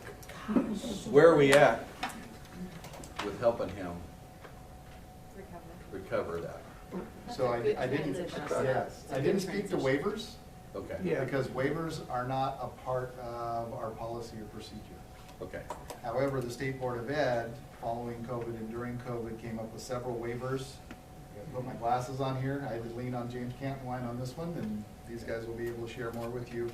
But there is a student circumstances waiver. This waiver allows the principal to waive 2 elective credits for individual students on a case-by-case basis. There's also the GRU, the Graduation Requirement Emergency Waiver, available for classes of 2020 through 2022 as a response to lost opportunities during the pandemic. And that actually allowed for waiver of the graduation pathway if necessary, plus 2 credits required for graduation. One of those could have been from any of the subject areas as opposed to just electives. That was supposed to expire, but I believe they've extended it, and not extended it in its current form, but extended it for only 1 credit that's not within the graduation pathway, and not the graduation pathway. Didn't we, remember, correct me if I'm incorrect, but the first year of the COVID, no one really had an opportunity to fail, right? Because the OSPI came out and said no one can make a grade less than a C. Remember that? So even if you make an F, you're going to get a C. They didn't. Wasn't there a thing in the beginning where in 2020, OSPI came out and said no one can get a letter grade below a C. So I don't know how anyone at least could have failed in that. For that spring. For that spring. I recall there was a grading adjustment. Yeah. He was given some choices. Right. Pass, fail, A, B. Right. So there was some leeway. I'm saying I don't think we lost. There was a little leeway. There was a significant disruption. Yeah. I'm not going to speak to it too long because that's the work that these guys have been doing. They are the experts on it. Okay. But those waivers are in place. Instead of just dropping them after 2022, my understanding is the State Board of Ed decided to phase those out a little bit instead of just a clean cut drop. And that's why we wanted to talk about this before the principals come up and talk about how they track students and what they really pay attention to, they and their counselors should really focus on. Thank you. Thank you. Thanks, Dan. Thank you. All right, so we will transition to 10.3 with our high school administrators. So I don't know what Tanya wrote, but I said I'm happy to introduce both Michelle Suter and Mike Benoit and Brian Dan will start Toby. this off and then hand over to the Sorry. She went over that with me today. It wasn't highlighted. Um, Remember, counselor 6 closer so they can Yes, ask questions? please come up. That's okay? I see your heads. Like Allison's expert has all the answers. Thank you, Director Wimberly. That's the flow. Hello. As I spoke with Mike and Michelle and Brian, and I think Mike's going to go first, and then Brian, and then Michelle. Okay. I really asked them to bring forward how they got that data, especially around their seniors, but also around their freshmen.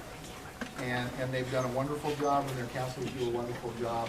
And so I'm going to get out of the way and turn it over to them because they pay close attention and they're detail oriented. Nice job. All right, you got it. Let's see if I screwed it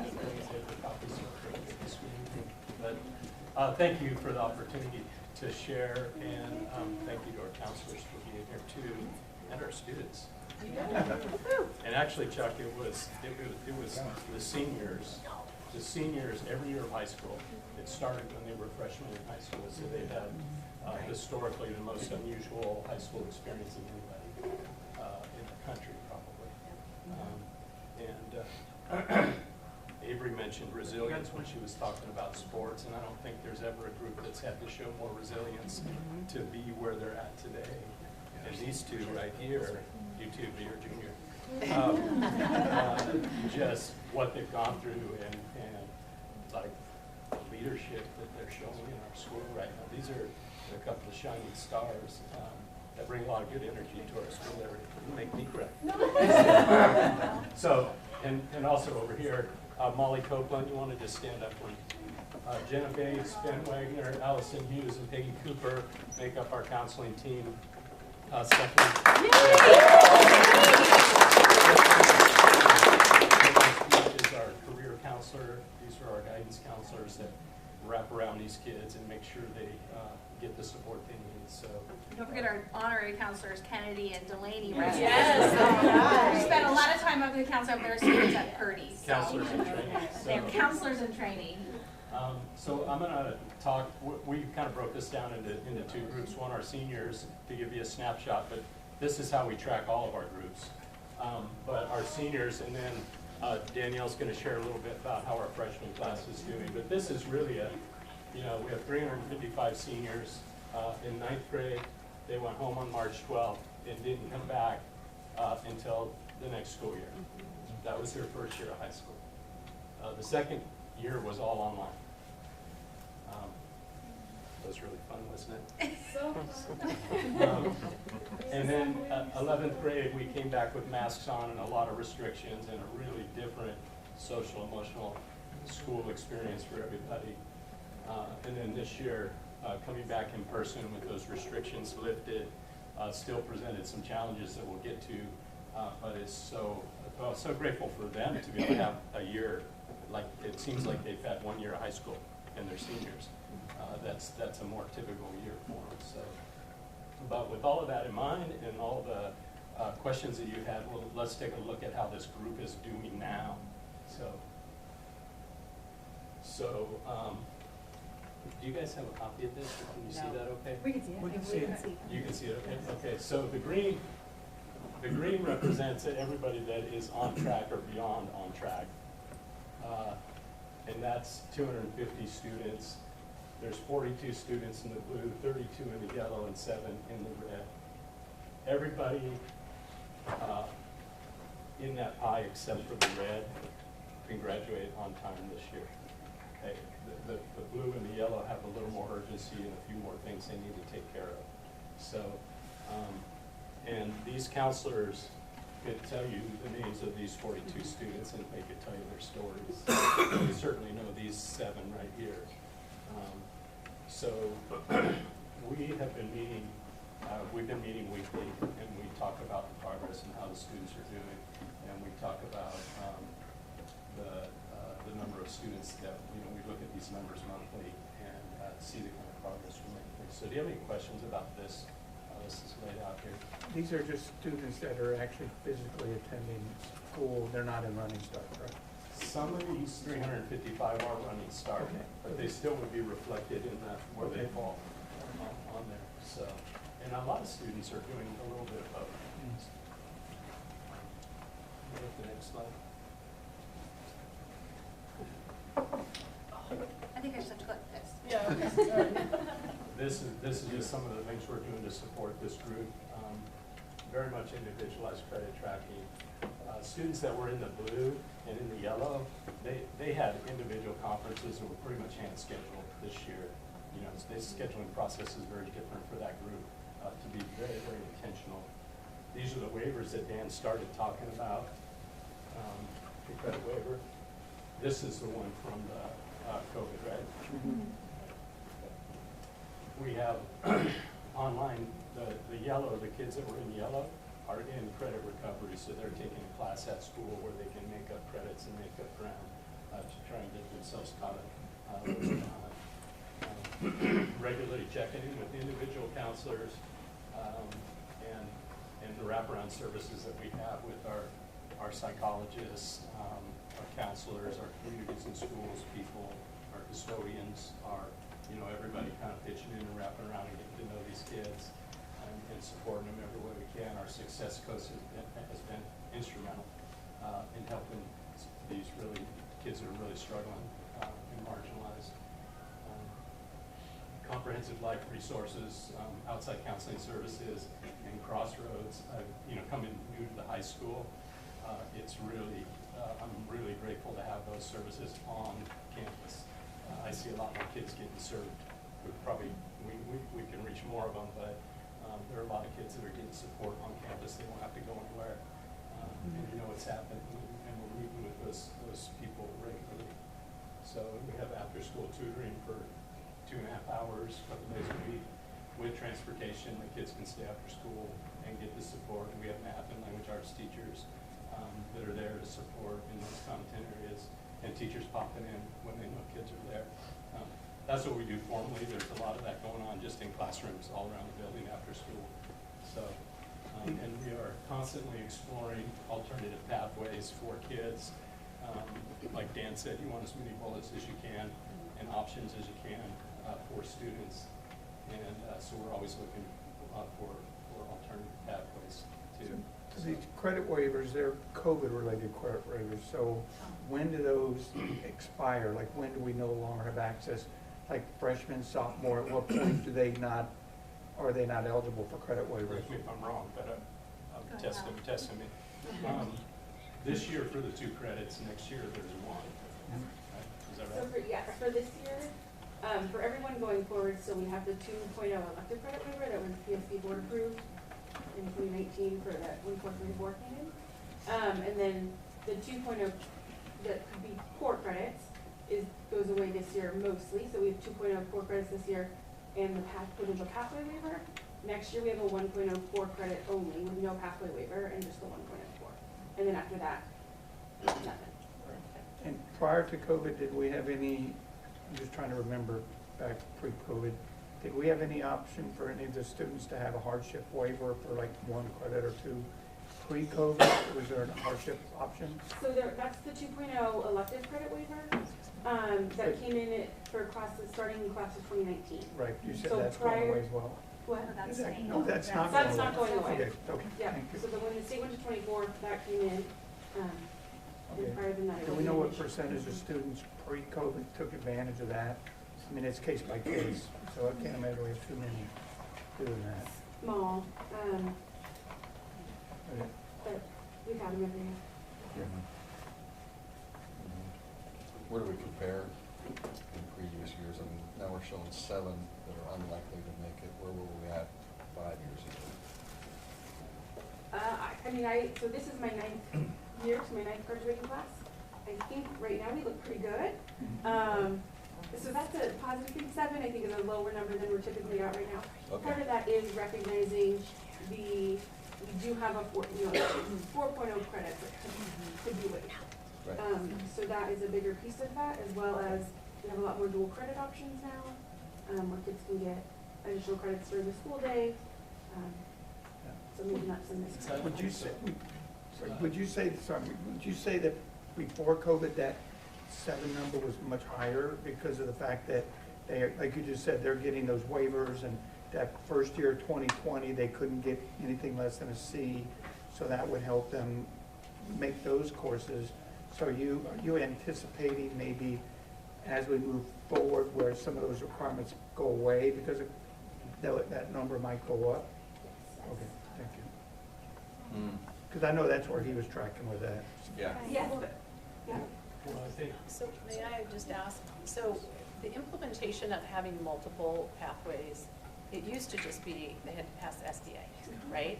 And that was a huge issue. And I know that we had students that met the credits, but they didn't pass the SBA. And so has that been an assistance? It seems like it gives you much more options as long as the students have the 24 credits and you can waive the 2 electives. Okay, so that was a good move. Yeah, I would just add to the picture too, that 355 students, some of those came on our doorstep this year, you know, in that senior class. So we're taking them wherever they're at. Yes.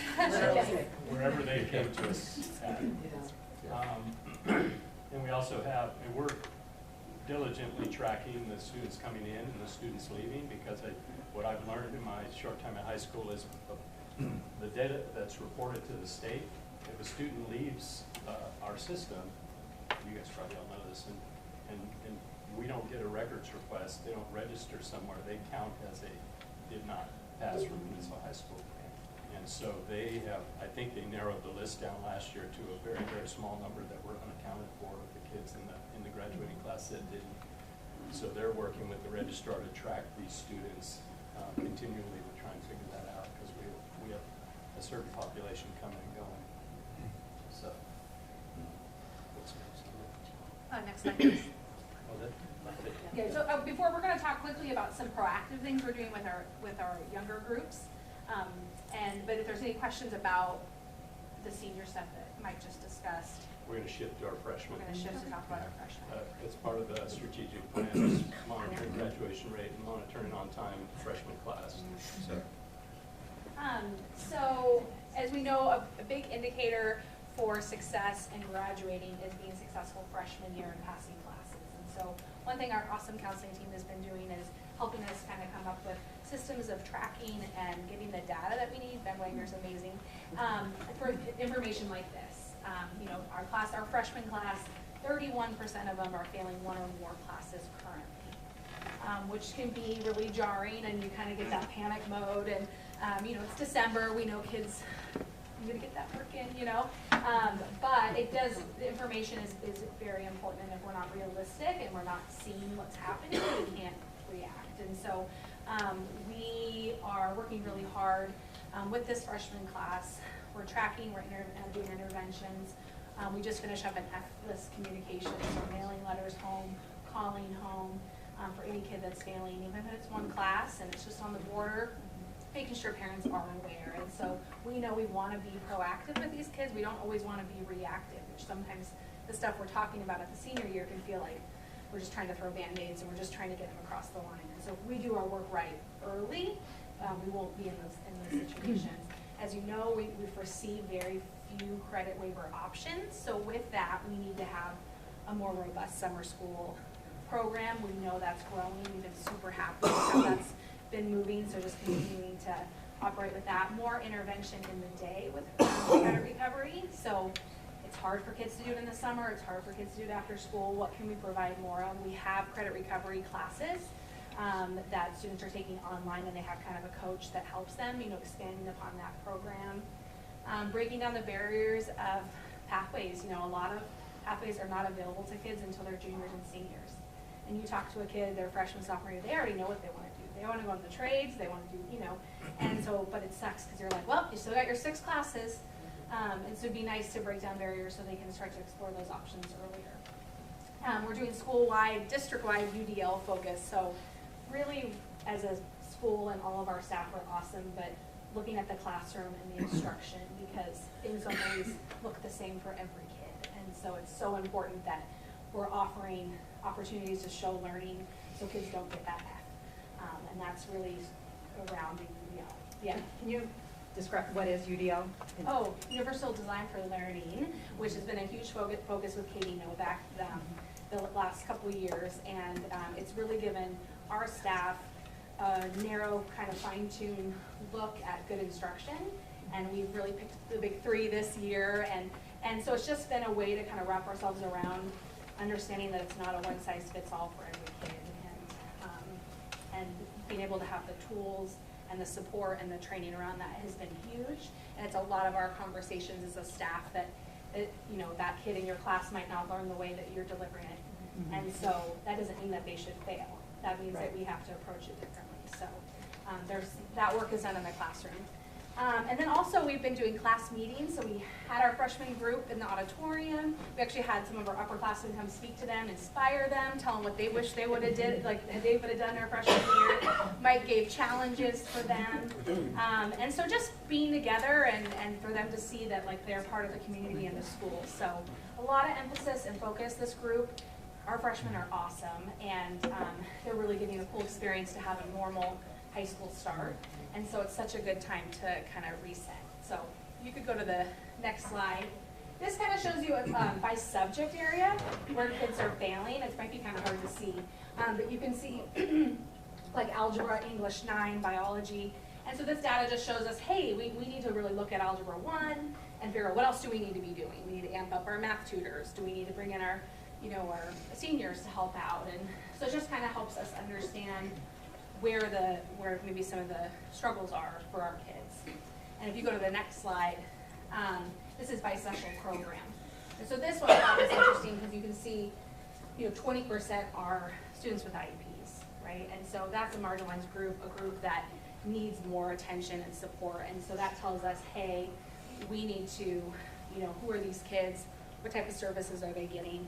And how can we support them? So this is the work our counselors are doing. We're talking about weekly and hoping to see growth as we progress throughout the year. And the next slide, I don't know if you want to speak to just kind of an offset, but. Yeah, this is kind of a little bit of shift, but I wanted to connect attendance to it also because we come back to school and think, you know, things feel more normal, but what's it really like when we look at attendance? And what we started pulling this a week or so ago where our attendance secretary is sending the counselor, sending all of us a daily report on attendance for each grade level so we get a sense of where we are. And we know that the students that are on the red part of that circle have attendance issues. You know, there's a huge connection. But we feel more normal than ever, but there are a lot of sick people still. There's a lot of sick people. So this was Friday, December 2nd, and 85% of our 10th graders were at school, so 15% were gone. That's a week ago. This week, this was Tuesday of this week, it's a little bit better, we're back up in the 90s. But every day the week before that, it was as low as, I was doing this last year at Harbor Ridge, and I got really familiar with the numbers. This was as low as we ever were last year during the whole school year. It was right about, these were the lowest points. So we're still seeing the same, you know, kids are getting sick, they're not getting sick for a day or two, they're getting sick for several days. Yeah. So it just makes it, what's that? I said I'm part of that data. I was out the entire week last week. I never see it. Yeah, so that was surprising. I knew I knew kids were getting sick. I just didn't know it looked really similar to last year. What do we do for when we have a student out for an entire week? Do we send homework to them if they're not so sick that they can do work at home? What do we do to help make sure that they don't fall too far behind during that? Because I remember when I was in high school, I got sick really bad, really with pneumonia, so I was out for 2 weeks. You know, but what are we doing for them to make sure that they can get caught back up if they're out? Well, I would say I guess one of the bright spots of the pandemic, or one of the takeaways, was that we all became much more efficient about putting our stuff, making it accessible no matter where kids are. Does that happen with you? Yeah, so everything is on Schoology, at least for my teachers. So I had access to any work that I missed. That's our goal, and that it's accessible, but you still miss the instructional, direct instruction component, the explanation. But I just wonder if there's any way, because you're showing an 85% attendance, but if she was, or other students, those 15% that are not at school because they're sick, maybe not so sick that they can't do homework, but you know, you always say if you're sick, stay home, which is a smart move. But if she's able to access Schoology and do her work from home, it's unfortunate that we can't get some kind of at least partial attendance credit for when she's doing that, you know, so that you don't see that kind of a drop off. Because if she accessed her work and she actually did work, she may not be an ass in C, but she's still, I mean, button C, but a button C, she's still accessing work. So we're getting pinged for her not doing that. So. And our dean is tremendous too, working with our students that struggle with attendance, and that's not just the Becca stuff, but it's also the coaching and the support and and all the elements, and that's a huge piece of what she does on a daily. Yeah. Because there's Josie, right, who's working on it at home and doing all the things she's supposed to be doing, but then there's also kids that are watching little ones at home and don't have any internet access, or they have their Chromebook charged, or whatever that might be look like. So they might be behind a few weeks and need that support. So. And I would probably say some of these numbers too are legitimate, like viruses that are around, but they're also some of the social emotional issues kids are dealing with post-pandemic, where they're having a harder time, themselves. So, and we're doing our best to reach out to all those kids and provide support for them and get them to school. So. Well, what does communication look like with families in the case of maybe a student who is missing a great deal of school, or even just late every single day? At some point, are the families involved in, is there communication there, or how does that look like?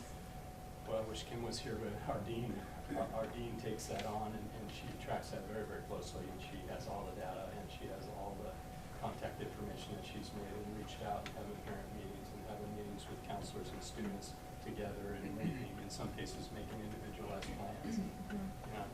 Just get in the building and go to a couple classes, and let's go to a couple more, and and so there's a whole range of support for those kids, trying to get them moving in the right direction.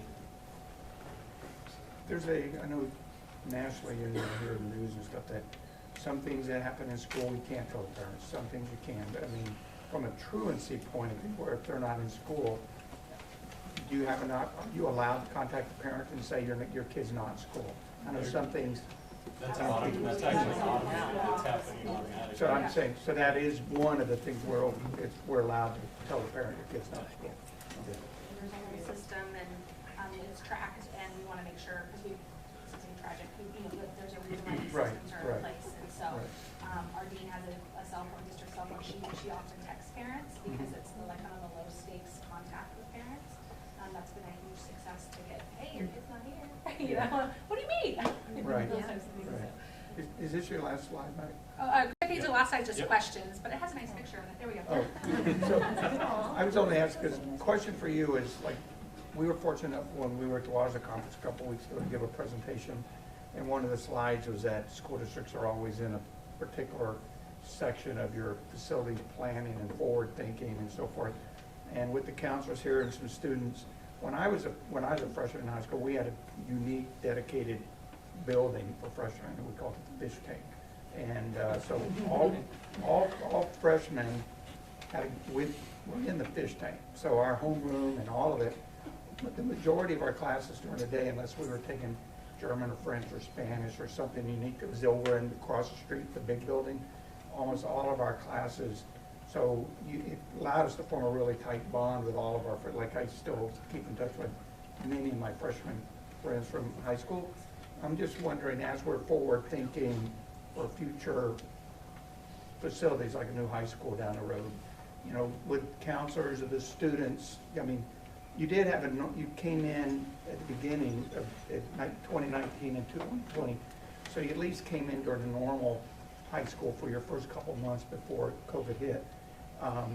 One, I'd like to see, would the counselors, would y'all think that a unique building just for freshmen would be valuable? And I'd ask, do you think there would be value having the freshman class in a dedicated building where y'all were one group and not having to go out and disperse among the whole student population? So I'd like to ask both of you that question.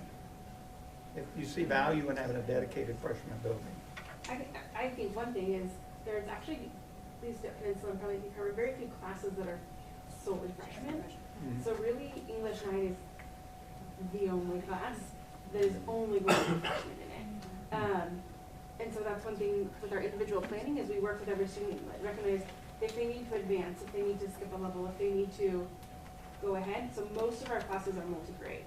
Really English is the only one, and then even those are not always.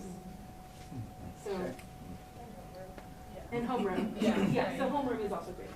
Right. I would say, like for me, what I had of a freshman year, which I think is pretty significant, I really learned how to be a high school student from those upperclassmen that I had in my classes.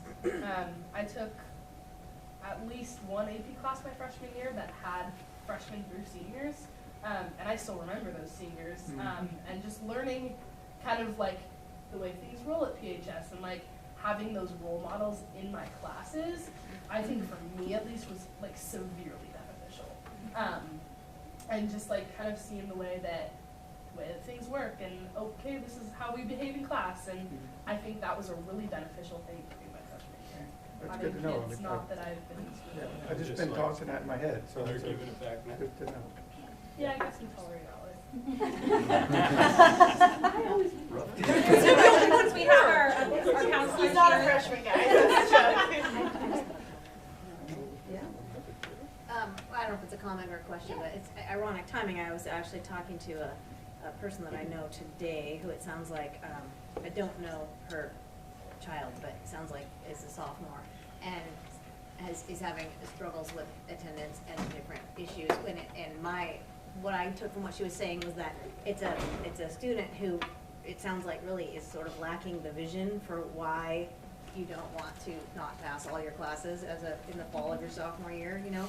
And, but it also sounds like there's been a lot of meetings with several of you, and it sounds like the dean is perhaps in charge of providing this vision. I mean, it sounds like what I'm hearing of you guys say, that just that is happening, because it is an interesting situation. It was for me to contemplate. She was asking me questions, and I said, I don't really know what, to me, it was a situation that I've not encountered a lot of, where you have a parent who's really involved and in fact trying to do everything they can on their end, and still with, you know, some limited success. And so I guess it's more of a comment. I guess kudos. It sounds like Peninsula's on it, you know, and those knows. things have to start in 8th grade when the counselors go down and talk to the 8th graders, you know, and then you know, what do we call that, CR 101 in August, and then meetings with the freshman class. So, but obviously it's not getting everybody. Well, So. That's why we're here.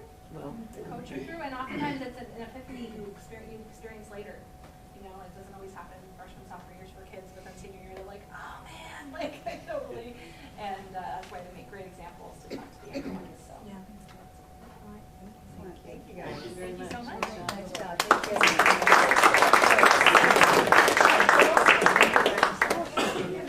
Thank you for being here as the All of you have There will be an explanation. I know, we need to get a picture of you. Okay, so we Thanks, have, you guys. Thank you. Big Harbor or Henderson Bay? Henderson Bay. I need Danielle to come make my PowerPoint next time. Yeah. I know Mike didn't make one.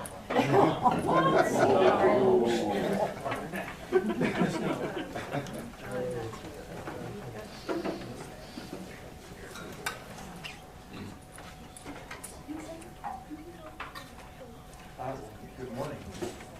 Almost. It might be. It might be It more might than be here. 5 a.m. Well, thanks for having us. I appreciate what the Peninsula team did and what the Big Harbor team is about to do. We do a lot of similar things with our students. Are you going to be on camera? They have tests. I told them they could go. Yes. We have exams tomorrow. Right. Good luck. Good luck. Thank you. We'll see you next year. Yeah. Yeah. Happy New Year's. Thank you guys. Thank you. Am I good? Yep, you're good. We got your side. We serve a slightly different population in Henderson Bay. And I will just say that I'm thankful to the administrators and the counseling teams and the deans at the big schools, because they are the #1 advocate to get a student to us. That caring adult who knows them, maybe knows they need something different, so I just thank them for that. So, clicker. There we go. Okay. So we have 53 seniors this year, which is a big number for us. And I think that is probably a side effect of the pandemic. It wasn't the first year of the pandemic where everyone got passing grades. It was the second year of the pandemic where people were stuck at home and maybe with not great Wi-Fi and maybe with not great interest in doing online school. So we have a pretty big senior class this year. I've broken it into on-track, near-miss, far-miss. And so you see we've got 33 of those 53 are on track to graduate. We put that at 16 credits or greater. Most of these kids are greater. With some of the waivers that we can get, if they're at 16 credits right now, we feel we can get them to graduate. 10 are in that near-miss category, and 10 are in the far-miss category. So a couple other demographics. Last song. Of those 53, 23% are super seniors or greater, super duper seniors. We have a few of those. 23% are homeless, and 32% have IEPs. So our population a little bit different. Let's see. For our kids who are on track, our plan is to make sure we keep them on track. That's frequent visits with our counselor. Every student at our school has an advisor. Advisory meets every single day. We love to say that our advisors know every detail of the kid's academic path, but they're not quite there. But we share that frequently so that they can be up on that and they know if this is one of my seniors, I have a good idea of what that kid needs to do in the next 8 months till graduation, 7 months till graduation. It's our near miss and far miss kids that we really focus on. We do a lot of the similar things at the big schools, but I put 4 categories on here that we kind of focus on. First is where can we just gain more credits, right? So if a kid is behind, what can we do right now to try to catch them up? One thing is just our model. We are based on quarters, so kids can get up to 2 credits per quarter. That's 8 credits in a year versus 6. So instantly they can make some ground. That's kind of a nice feature. Sometimes we need extra classes. That might be an online class. We do some credit recovery with the online program. It could be competency credit, right? There's some different competency credits out there. If you pass the SBA in a subject, you can get some. If you failed freshman English, you can get a credit for that. There's some other competency credits out there that we work hard to take advantage of. The waivers, we're really thankful for the waivers and we're going to use them. Our goal is, let me say it differently. We use them when we need them, but the plan is to not have to need them. So we're going to do everything we can to ensure that a kid gets to that graduation. And thankfully we've got these waivers built in last year, this year, changes next year. Okay. Work-based learning, that's in flux a little bit. A lot of our kids are working, so if we can get credit for what they're doing, we want to take advantage of that. Summer school, a couple years ago we shifted to where summer school, it used to be you could only take 1 class, and now you can take more.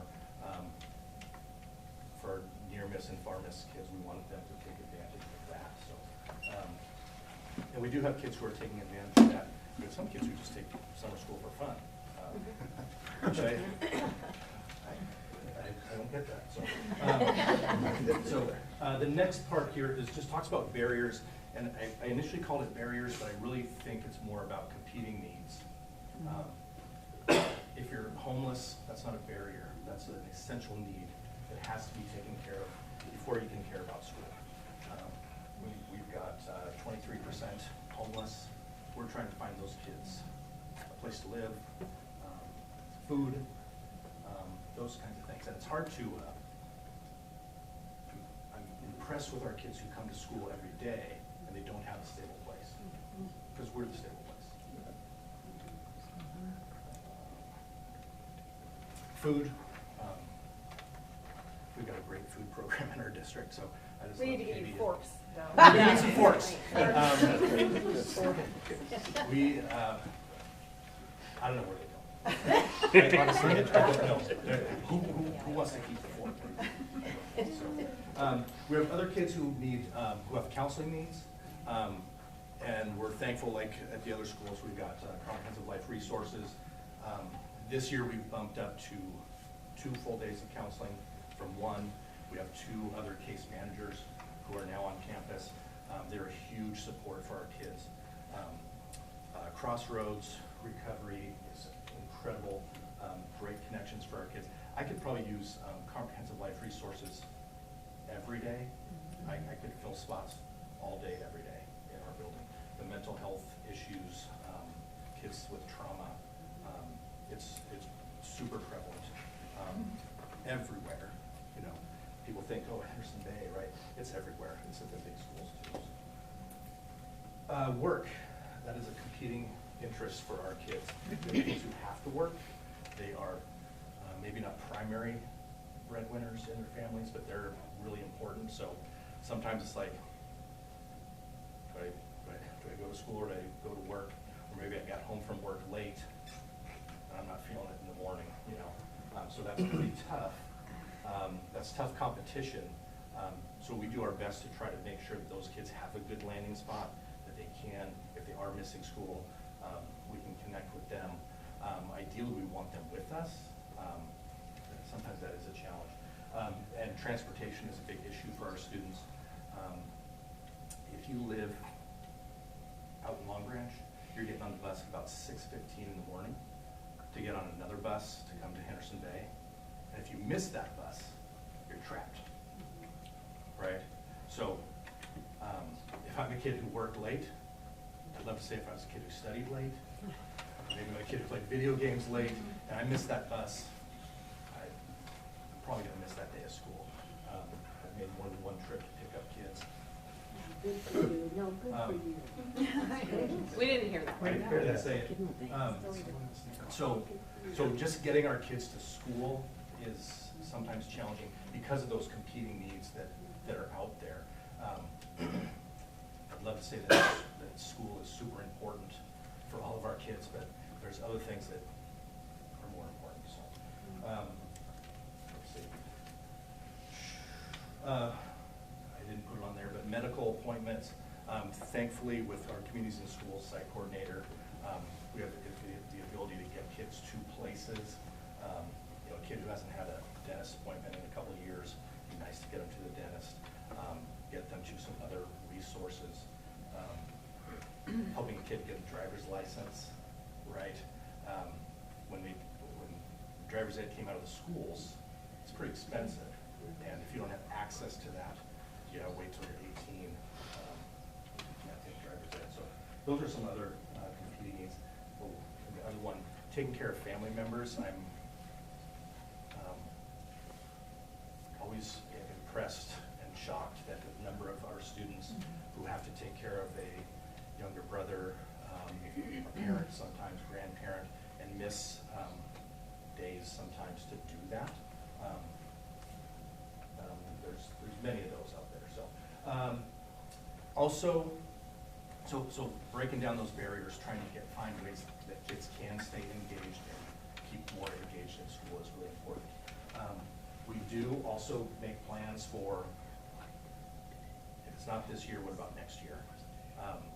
And so we're already starting to look at that. So for some of our far miss kids especially, if you have to come back for an extra year, let's make that year valuable to you.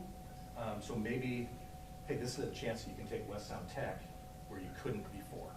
So let's get you to a cool program at West Sound Tech where maybe you can learn a trade before. Right, so if you're gonna be here longer, let's do something that really benefits you. Why race to get out? If there's cool things that you can do, they're going to help you beyond where you're at right now. And then we look at, well, if it is going to be longer and you do need a race, how soon can we graduate you? We have a grading period in November, in January, in April, and in June. So we have kids, I wish I would have wrote this down, but I didn't.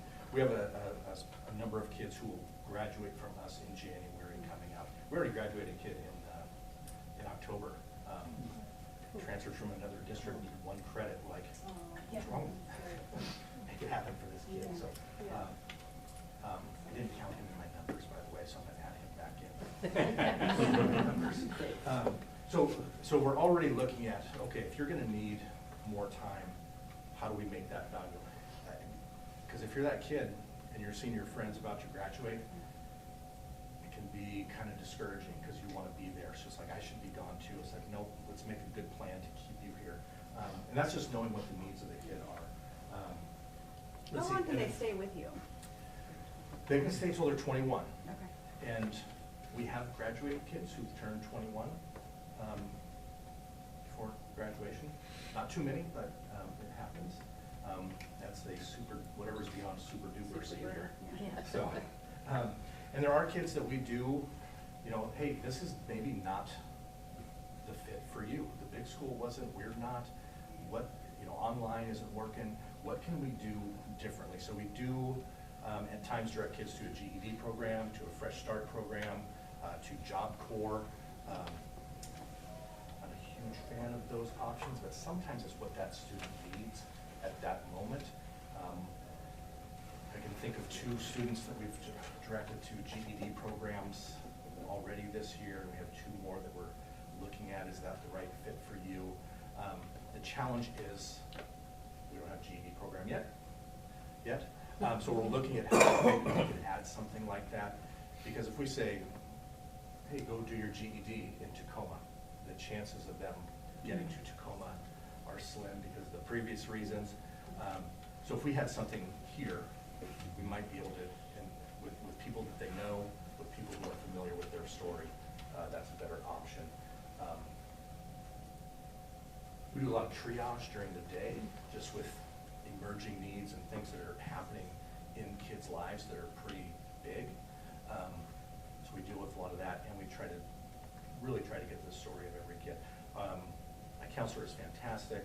She's meeting with every every senior right now, and every student throughout the year.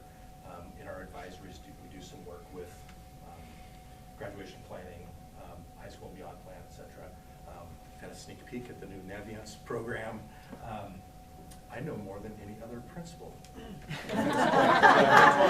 So we're doing work in our advisory to get kids more involved with, well, what do I need to do? Where does my path take me? What are options outside? Once I leave Henderson Bay, now that we're post-COVID, we really want to open up our field trips again, be able to get out and go see what the options are. I want to get a bus, go to TCC, and then just drive down 19th, go to TCC and Bates and UWT, then Frisco Freeze, and as you've seen, and that's going to light the fire for some kids to just go, that's right there. Yeah. They just don't know. So that's another thing that we're really working on. So that's the last. Yeah, that's my last one. Any questions? Questions? You learn how to make a pie chart. Talk about the GED programs. Now, at one time, we used to have a partnership with TCC. Mm-hmm. They used to come into the fire station, actually, and do GED programs. The local Big Harbor TCC. I don't know if that's we have Fresh Start through TCC. I can't remember how many students. Mid-quarter starts. She's still here. About 30. About 30. Fresh Start. And that's, it's different than a GED. It's a high school completion program, right, but on the college campus. So we utilize that. I'm trying to think. We have, last year we had some kids who went to Fresh Start. The GED is a much different program now. The first step is we say, go take a practice test and see what you think about the GED. Right. And then they go, I don't want to do that. But right now we send students into Tacoma. There's some programs in Tacoma. If we build a partnership out here, we're working on some things.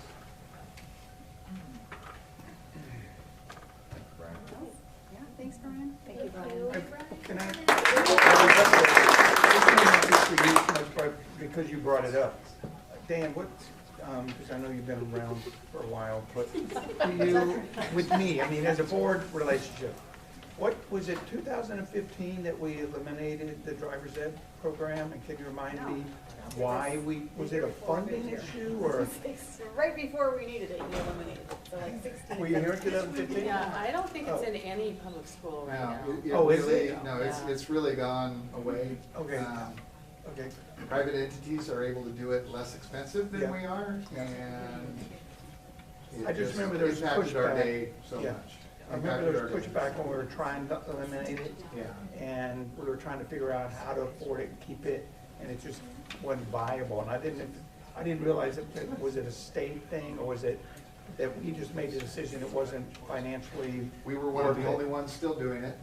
Yeah. And it was, Okay. we couldn't balance the revenue with the expenses, is one reason. And other people were doing it cheaper. Yeah. And quite honestly, we could not get the drives in. We would have kids who would finish the course and it'd be a year and a half later before they could get their drives. Yeah, I remember that. They needed to get the drives in. Yeah, I remember that discussion. The vehicles were costing us money. and Right. maintenance Okay. and repair. So, Brian, I just want to thank you. President Wimberly and myself had an opportunity to be with your students last week, and it came through loud and clear that it's the environment that you create that is their home. And with that, we had the opportunity to meet with their leadership team, which was way larger than last year. You had 3 last year, and I think there were probably 20 kids in there. And there were many seniors in there, and they just, it was absolutely amazing. And the fact that they love each other and they feel welcomed, and it's been a hard year. So I just needed to say that publicly, because I think both Natalie and I were stunned. I was just touched to my core and just very honored. So, no, it was. Laying it on. Yeah. And he's a crier. He's a crier. You can't be crying. We have a great group. Just, and beyond that leadership group too. It's just a fantastic group we have this year, so a lot of fun. Yeah, well, when you said you didn't understand why kids would want to come to school over the summer, I was thinking about just that, and I think, I know exactly why, and it's because of what you've built. Yeah, and your staff. Yeah, thank you. Thank you.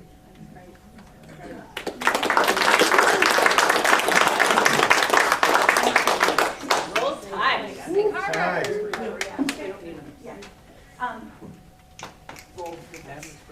A lot of what you're going to hear from us tonight, so myself, Assistant Principal Mary Kate Grant, Dean of Students Chris Hunke, each of us have a piece of this. A lot of what you're going to see is repetitive, so I'm not going to repeat it. So, because you don't have to do that, right? So, this is our new logo. I love it. I love it. Thank you. Sweatshirt. Yeah, I know. Super excited about that. So you can go to the next slide. So I think the first thing I want to say, and each of us have talked about this, but this is what we're actually talking about. And I'm so glad you're wearing your Because Kids shirts tonight, because we can't do this work without this circle. So this circle consists of everybody that has touch points with our kids so that they can cross the stage and have all the opportunities open to them. So it involves a lot of people, and it also involves systems. So you can put up the system side and you go all the way through that. So all of these are systems that we have in place, like Peninsula and Henderson Bay as well. And so you can see we have weekly meetings, we have failing lists, we have all those same kinds of things. And really what it is every single person knows what's going on with every single student in our building. So that's our goal. So whether it's counselors or it's teachers, Tier 3, Chris is going to talk about that system in just a minute, we have to wrap around these kids. Now, we know this isn't every kid. Not every kid needs all of these people. They do, definitely their teachers and their counselors, right? But a lot of kids have multiple touch points. So, because kids, we need all those people. Okay, next. Go. Oh, sorry. Okay, so here's our current data, class of 2023. On track, we have 290 students. That's about 80.56%. We will need approximately 64 waivers in order to get these kids, but we know those waivers exist. whether they're in the COVID waivers or the waivers that, the 2.2 waiver, yeah, there you go, okay. And we have one student that has intervention needed. We have 5 that are off track right now. Okay, next, you can do that next thing. Boom. Based on current waiver availability, no. If students pass their currently scheduled classes, we are looking at a 98% graduation rate for currently enrolled students at Gig Harbor High School. So if this happens, and we have no new students, and these students stay on track, and nobody leaves and goes to a different state and doesn't choose a different school and we never hear about it, if all those things come into play, then that's where we are. 3 additional students are unconfirmed transfers or withdrawn at this point, and we don't know where they are. So lack of attendance, those kinds of things. We'll talk about how we track those kids in just a minute. Okay, next one. So here's our 9th grade on track to graduate. This is a longitudinal look for you from where we were from 2015, because I know that question comes up a lot. Where are we in terms of COVID, all that? We are higher than we've ever been before with our 9th grade on track. So we're really excited about that. Those systems that we put into place, those referral forms, those tiered supports, are all a part of why we're getting where we want to be. Okay, that's great. So now we're going to share with you what we do. Wait. Yeah, Can you go back? I just can't. want to make sure. Thank you, Chris. So what you're saying here, in 2022, that means your current 9th graders right now before the end of their first semester. That's correct. Okay. This is current live data. We Okay. run the F-list just like they do at Peninsula, so we know exactly how many students are on track and So if getting all their nothing credit. happens, if you do nothing with those children, Yeah. that's what, okay. Yeah, yeah, and exactly, if we do nothing. Perfect. Yeah, Okay. okay? Now, Mary Kate, who is the assistant principal who supports 11th and 12th grade. So at Gig Harbor High School, one assistant principal supports 9th and 10th because they're a very unique population and they have very different needs. And then we have another assistant principal that supports 11th and 12th graders for that exact same reason. So Mrs. Grant is going to tell you about our seniors and what we do with our seniors. Thank you very much. Good evening. This is one of my favorite parts of my job, and there's like 500 responsibilities as an administrator that everybody knows. But this is truly one of my favorites because we have 360 seniors and we have this document, and I do not stand here to take credit for any of this. I have to shout out every one of our counselors who creates this freshman year and has every single student's name on and coming into the high school with which high school credits from 8th grade, et cetera, and all of that. But this is how you can see up here, and that we have all the data on our students that ranges from how many current credits, attempted, cum, all the way across, and I believe you can see all of that. The beauty of this document is these are seniors who are independent and learning to take care of their own needs and are responsible, and they're holding themselves accountable. And the metrics that were just shown, how many we are right now, they're doing it on their own, but they're doing it with the support of all their teachers. They're doing it with the support of their counselors. They're doing it with the support of their athletic teams, their clubs, their administrators at lunchtime, the deans. All of us are wrapping our arms around them. Where I get to come in is at the end of the first semester, if there are students that are struggling and it may look like they don't graduate, I personally call every one of them in. I call every parent. We have a meeting. We sit down. What's it going to take to walk across the stage and shake my hand at graduation? And it's really rewarding because it gives us their full story. And then we give them those options, all of which you heard from Brian, which you heard from PHS, the options that Chris are going to share a bit. And it's powerful because the beauty of my part, they don't believe they can get there, but the intentionality of all the work that was done prior to me seeing those students, I can tell them, no, your counselors are there for you, your administrators, your parents, everybody, we can do this. So now how are we going to do it? And then we have weekly meetings, or I send an email, or a parent comes in, whatever it's going to take, or I might call my colleague over here on the right, the Dean of Students, and Jenny Bice, the success coach, administrative team, and we all sit down and we adopt that child. And it's really exciting, and it's really fun, and it really, truly is fun. But I couldn't do all of this and have all the data at my fingertips if the counselors freshman year didn't start with that first meeting that they had with every student, every freshman student, and start building their story. So it's, and we have all the data, previous years, current, and then down here you can see just, these are just a screenshot, but all the information tabs and things like that. So any question about this document or seniors or? First, I thought you were meaning you love Excel spreadsheets. Well, I do, but You like I love the the data part of on some it. stuff. Some people do. You I like love the the part of data this on it. stuff. I like data too, so. But it keeps us where we need to be, connected to kids at all times. And really, what we don't ever want, and I know I'm speaking for all of the school leaders, what we don't want is to have any surprises, right? I mean, that is what we're working on. We don't want any surprises at semester. We don't want any surprises in May. We want to be so proactive that we know exactly where our students are and where they need to get. So that's really the goal of that. So Mr. Hunke, the next slide is going to share a little bit about how we track our students who are on the edge, or students that may struggle or we're not sure. So I'm not sure if everybody on the board knows what our Dean of Students does. So a Dean of Students does so many things. One of them is attendance, which you heard from Peninsula, but Mr. Hunke also does low-level discipline, so he deals with a lot of our discipline issues. He does supervision, he does meetings, home visits for students if we need to visit to see why a student fell off the radar. He will go with our success coach. He meets with our very high-need students who don't always feel like they have a safe space.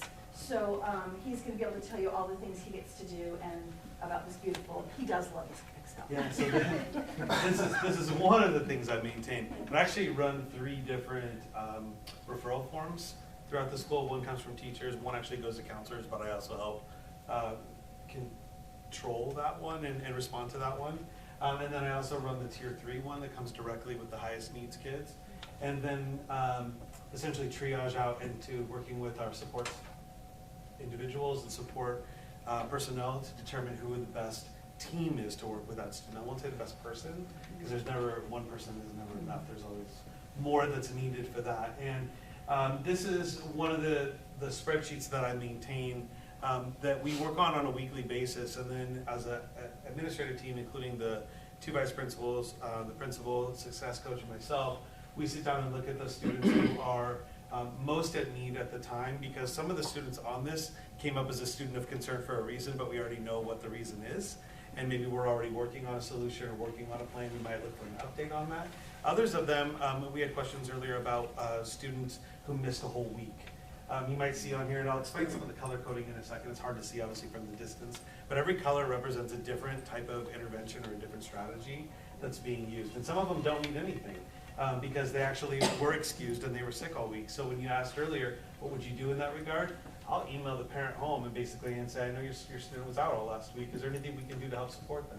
Do they need help getting access to the teacher? Do they know how to access their resources through Schoology? Maybe when the kid comes back, I'll stop and talk to them and say, how are you doing with getting started? Are you feeling overwhelmed? Is there somebody that you need to talk to kind of get your feet back on the ground so that you know how to get moving in the positive direction again? This spreadsheet I actually share with all of the people on the far side there, and everybody helps contribute to the notes column. So it goes to administrators, it goes to all of our attendance teams, so that includes our attendance specialist, and then also our front desk operator, who's actually our backup attendance person. It goes to our counseling team, it goes to myself, obviously, and our success coach, Jenny Vise. It goes to our nurse and our health tech, because sometimes they get information about a student that I don't have access to, or I don't know why that student hasn't been present, but they may be the point of contact for that individual. It goes to the registrar, it goes to our school psychologist, and to our special education team when necessary. They don't get it every week, but if there's a student that they work with that's on their caseload, I will reach out to them specifically.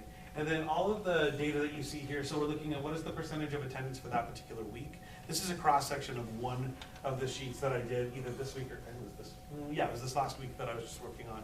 And I used the first 2 days before Thanksgiving break along with the last week, because the 2 days of Thanksgiving break would have been too many people to keep track of and not enough real intervention need for that. So included those 2 things together. But we look at the percentage of attendance, the grade level that they're in, whether they receive IEP 504 or EL services, because obviously that's something that we want to keep track of. But also, I know that they already have somebody who's connected to them or is already on their team. So it's easier for me actually to reach out to that person first than it is to make a movement without knowing the individual situation of that student. How many F or I grades they have, because obviously there's a connection between the two. But if you had a student who was out sick all week, like the young lady we had earlier, and she's got A's and B's in all of her classes, and I know it was excused, I probably don't need to do anything for her. So it might just say a student was excused. We know that, they're okay, they're moving along just fine.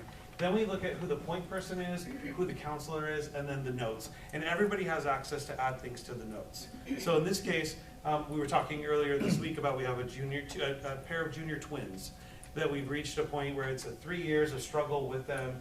And Mrs. Grant said, I'm going to take that one. I'm going to be the one that calls the mom and say, we're going to get a meeting in and we'll put the team together that's the lead on that. In some cases, it's the nurse, because the nurse is the person who's working with a health condition that we know about. In some cases, we've had the case manager is the lead on that because they have the established relationship with the family, or maybe the school psychologist. And you'll see some of the notes that we have over here. We have a home visit being planned for this student. The ones that are in red are actually in our truancy system. The ones that are in sort of this yellow are ones who have had a schedule change or maybe have withdrawn from school. Orange means they're working with the success coach.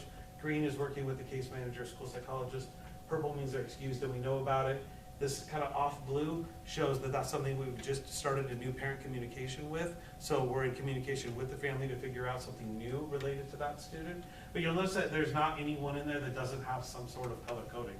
So everybody is being reached in one way or another. And then every member of that team is able to add notes in there as they go. So you'll see updates.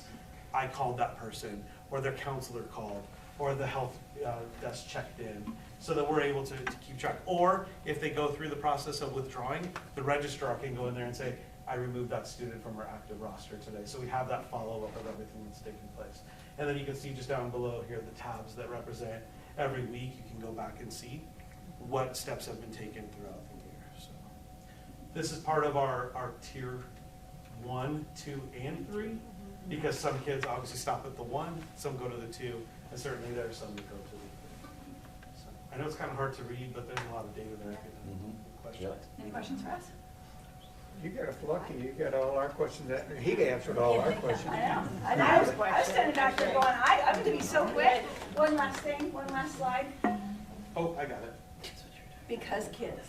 No, go back. Because kids. Turn it off. Oh, jeez. We're competing now. And I'm going to be perfectly honest with you. When I became a principal, my #1 job is the safety of everybody in this building, and to lead well and to make sure that we have excellent teachers doing excellent work with kids.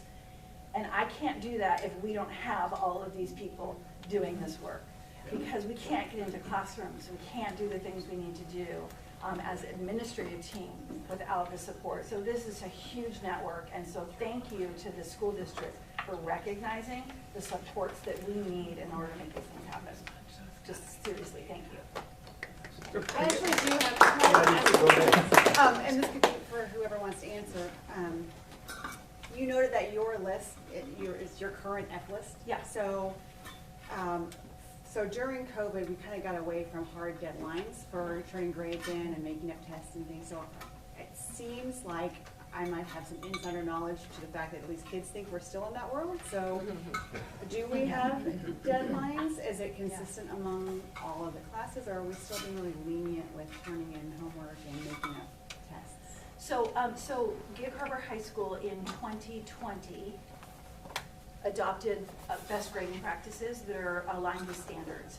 And so we have moved away from penalizing students for behaviors in classwork. So we're really focusing on what does the grade symbolize. The grade symbolizes the student's ability to meet the proficiency on a standard. Okay. And so, yes and no. So there are always deadlines. There's always a cutoff. Okay. And that is by department, and it's departments deciding when the deadline is. It's usually until the learning is no longer relevant. So if I'm still working on a unit, the student still has an opportunity to turn something in. We also don't do zeros anymore. We got away from zeros. We went to no evidence because the 100-point scale, it's a great article. It's really hard to recover from a zero. Yeah, it really is, and just psychologically even, it's super hard to do that. So we go 40% is the floor for us. so that we give hope for students to still be able to get there. But there is a deadline. Students do need to finish work, and there is a we're moving on. Okay. Kind of thing. Yes, absolutely. Good to know. And then my last question, and this is for all of you, whoever wants to answer. We've known that ninth grade algebra has been an indicator for a really long time, and it still seems to be the one thing that our kids struggle with the most, or that those who are not on track are not on track in that class. I'm wondering if our middle school math curriculum aligns appropriately with what we're doing in high school, and for us as being concerned with curriculum specifically, is there something that we could do to help that transition? Yes, absolutely. I think that is something that is worth looking at. Okay.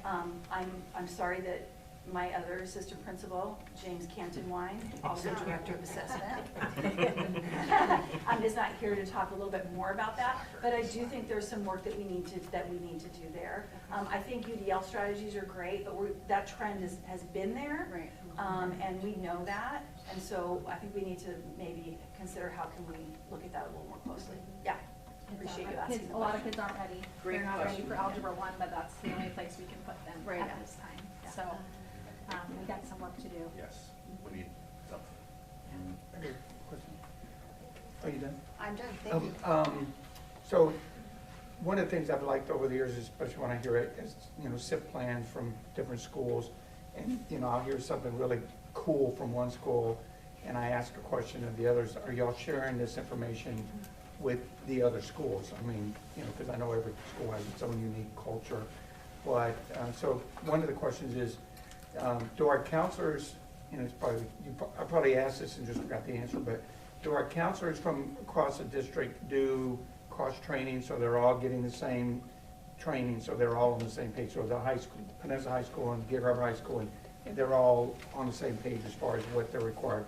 So that's one question. Okay. And if it's just a yes, then that's just a Yes, it's amazing. Okay, good. Okay. See how quick that was? Is Henderson Bay and Peninsula High School also eliminated the 0, and are y'all at 40? So so is that industry-wide now with our state, or we've just adopted that? I'd say, I'm new to the school, so I'm one of the things about that pie chart I showed, when you start breaking down the content areas that are failing, you really get a close look at grading practices. And I think the school had done a lot of work towards exactly what Michelle's talking about pre-COVID. And I think we probably got away from that a little bit when everybody was teaching from their own home. And there's a lot of new staff in the last couple of years there too. So these are things that are bubbling up looking at all the data, and that's what we're working on. We're working on the best practices in grading, and that's a piece of it. And being really consistent by department. Yeah, that was my next. I think it was about 2012 when originally that was brought to the district. And then I think and then we kind of started a bunch of work and then got slapped, and then now we're trying to come back out. Yeah. It came in as I mean, a I can certainly agree that. Yeah. I mean, having never made a 0 my entire school career, I wouldn't know. Oh. It's certainly devastating to go, if you make 4 100s and you get a 0, it just destroys your average. Yeah. So I mean, I there's certainly. an amazing article on the case against I've read the 0. the studies on how important that is. Yeah. So I agree with you. I just didn't know if district-wide we have gone to that practice. And that's why what Mike just said, I actually have written down, of course I can see it. Best practices. To our high schools, like you had some really cool slide that you use, and then you have a cool slide you love, and you all share what's working for each school, and to say, hey, this is something we're doing, it's really cool, it's working great for us. Do you all share that with Peninsula or maybe with Henderson, just so that if you've come up with something unique that is meaningful, that do you all share your best practices? I think, and I'm speaking for our team, I think that is something that we're working towards more. I think with Mike in his new position, I'm just starting my 3rd year. I think we're becoming more and more aligned, and we have opportunities in our principal learning meetings and in our nuts and bolts to kind of go through some of those kinds of things. But here's what was really cool for me. I'm going to be honest with you. Me sitting back, and I think you guys would probably say the same. And I had no idea what Peninsula was going to present. And as That's they why were, I stayed, and just as 'cause they I were, wanted and to. as they were, as they were presenting, I was like, why am I even here? Exactly. No, I mean, really. Is that what you No, were I'm like, saying? yeah, I'm like, why am I here? Like, they could do it because, but we didn't plan that. There was no communication. So what's really great is we have some of the same, it may not look exactly the same, but we have the same kind of wraparound supports for our kids, these same kinds of interventions. We're doing all of this work with our 9th and 12th and all of that. So how great is that?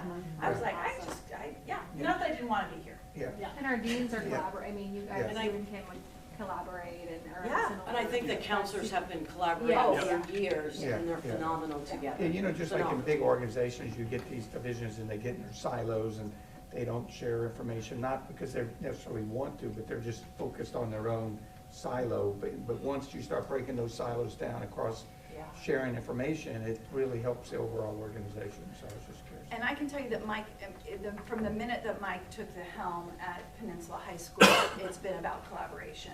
And I see that with our athletic directors too.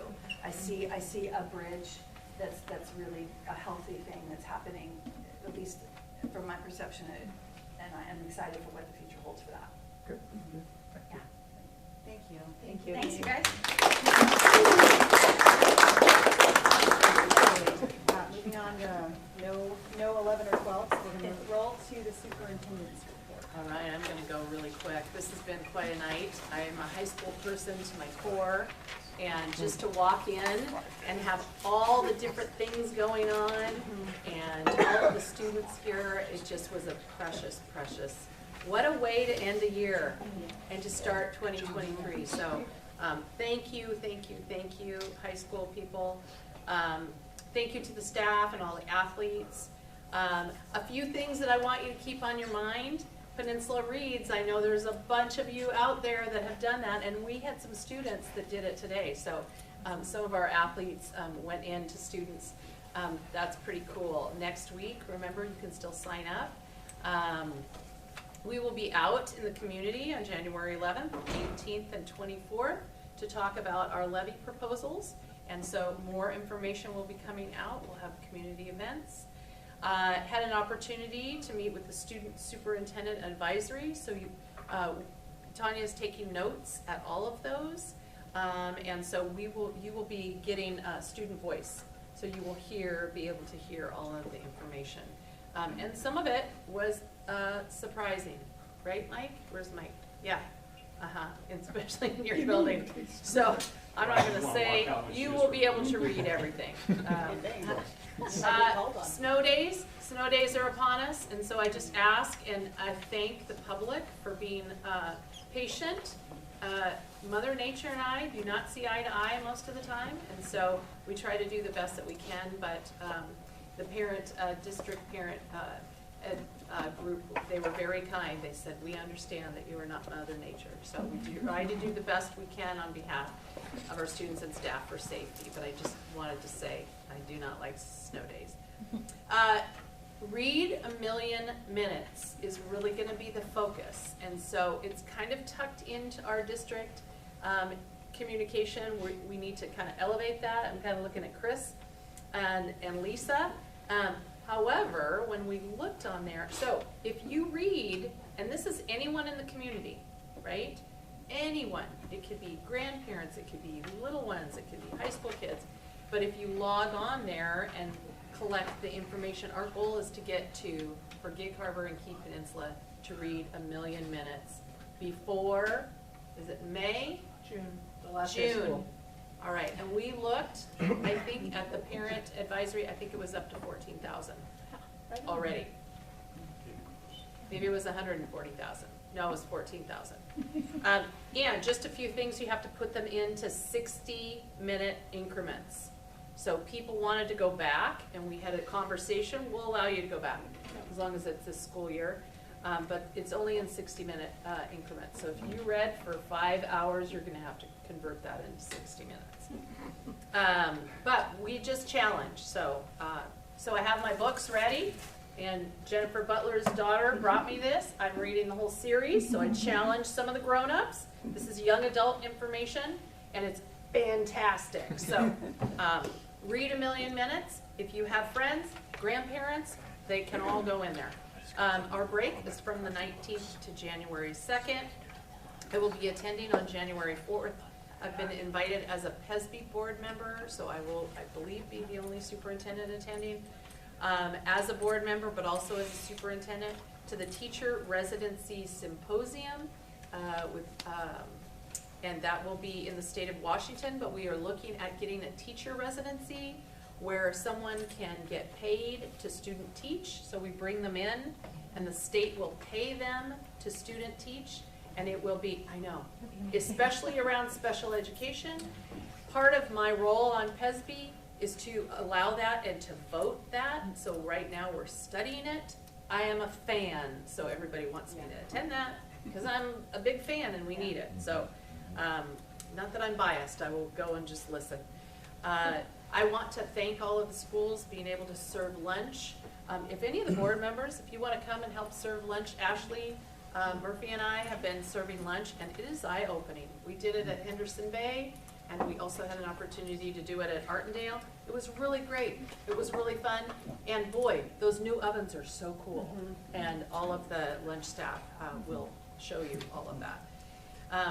We will be having our 100% reading at Standard Task Force next week, and that has been by invitation only. A variety of parents and experts are coming in, and we're really looking at our early literacy program, the programs that we have now, best practices, and getting expert opinions. So I'm really looking forward to that. As I said, PHS drama, and I believe that that is on your calendar. So if any of you want to attend with me, I think I'm bringing my grandchildren. And I just want to thank all of the winter concerts. They've been going on now as well as next week, and all of the athletics. And I have to say I love them that they're inside. I know, I know. But for basketball and wrestling and bowling. Swimming. And swimming. All right, I haven't attended all of them, but that is my goal. So have a good break, and thank you for everything that you do for kids, because kids. Thank you. All right, moving on to board discussion comments. Laura, do you want to kick it off? Sure. Just two things. Thank you again, Michelle, for hosting us here. If you guys need to go, you can. Just thank you to everyone. I thought tonight was great. I loved, I mean, it's such a fun reminder of the Because Kids part, you know, see them all and see them in action. I want to publicly thank Tanya and the tech people, because I know it's very challenging to move the meeting around, and you guys do it with grace and a good spirit of hospitality or tolerance or something. She is smiling. So anyway, thank you so much. But I especially liked the slide about the circle of, you know, it really takes a village, and I think I can speak for the whole board to see all of the players that encounter these, because we hear a lot about students and they're struggling, and of course that is real, and it's good to see just how many people encounter each student and all of the things that really are known about students. We hear a lot that no one knows what's happening with students, and really a lot of people know a lot of things about our students. It's not a mystery, so that was great. And then on a sad note, I want to mention that when I started 4 years ago, I started the same day as our interim superintendent at the time, Dr. Art Jarvis. And one of the most delightful things about working with Dr. Jarvis to me was his lovely wife, Sandy, who was always in the audience every single meeting. And Sandy unfortunately passed away last Saturday. And I just wanted to mention that, because I think those of us, if you'd ever came to a meeting when Art was a superintendent, you saw Sandy, and she just had this delightful way about her and was always, you know, smiling and nodding. And they were just a lovely duo, and it's hard to imagine Art without Sandy, but she was a fantastic supporter of him. I think anyone, as we all can appreciate, anyone who goes to every school board meeting for 35 years is to be commended. So I just would like to remember Sandy. That's it. Sure, all right. All right, big called on it. Hey, well, listen, we got moving on. Okay, get to the point. I'm assuming you'll talk about this, or somebody? Go for it. Okay. Well, you know, the Because kids, I think all of us came back from our recent school directors conference in Spokane really energized, and this kind of embodies, you know, that renewed focus on why we're here, why we're doing what we're doing, why all of you are here, and this was the big reveal moment and the keynote speaker that we all got to see, which, you know, I think all of us talked afterward for quite a while about how powerful this Dr. Adolph Brown, he's a neuropsychologist, neuroscientist, who really talked about, he talked about everything and through the lens of the journey to becoming the best and full version of yourself, and the things we carry, and the most important things to carry is the mirror of self-reflection, and why, you know, the back says the why. I mean, it was just spectacular on so many levels. So on the related to that conference, one of the most eye-opening and exciting breakout sessions that I went to, it probably wasn't the same for everybody, but it was about chronic shortfalls in capital facilities. But what came out of that was the opportunity to meet and talk with the attorney. So, oh my gosh, blanking on his first name is Tom. I'm forgetting his last name, but Ahern. What's that? Ahern. Ahern, thank you. And what they were talking about is currently the Wahkiakum School District, which is much further south, much smaller than ours, there is essentially, they're calling it McCleary 2.0. That's not really an accurate name, but basically there is a lawsuit pending right now about this notion of capital projects being considered part of basic education, because currently they are not, right? And we're all familiar with the struggles of funding facilities when you are dependent on local dollars for that. And so they gave a presentation of kind of where that was going, and it was really fascinating to get a peek behind, like, legally, like how that's being argued and how that would then could impact everything across the state. And we found out last week that that has been picked up by the Supreme Court, so this spring it's being argued, and so I know I'm following that very closely, and we'll keep reporting out to you what's going on with that. And yeah, so that was that. Oh, one other one from that too. Well, no, we'll talk about that later. The related to that though, I did bring that up during a recent. I sat on the state OSPI capital projects advisory committee, so we talked about it a little bit there.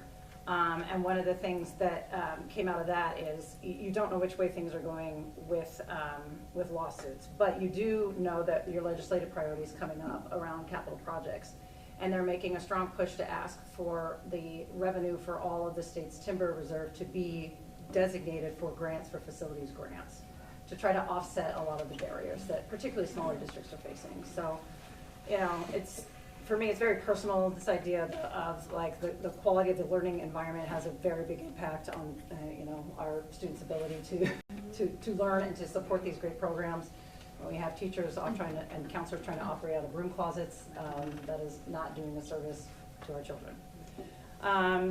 And I guess kind of with that said, you know, Kristen mentioned we've got, you know, we're starting to communicate about the levy, and I think that this board meeting tonight was the levy presentation right there, right? Yeah. We are so grateful for a community that supports our schools.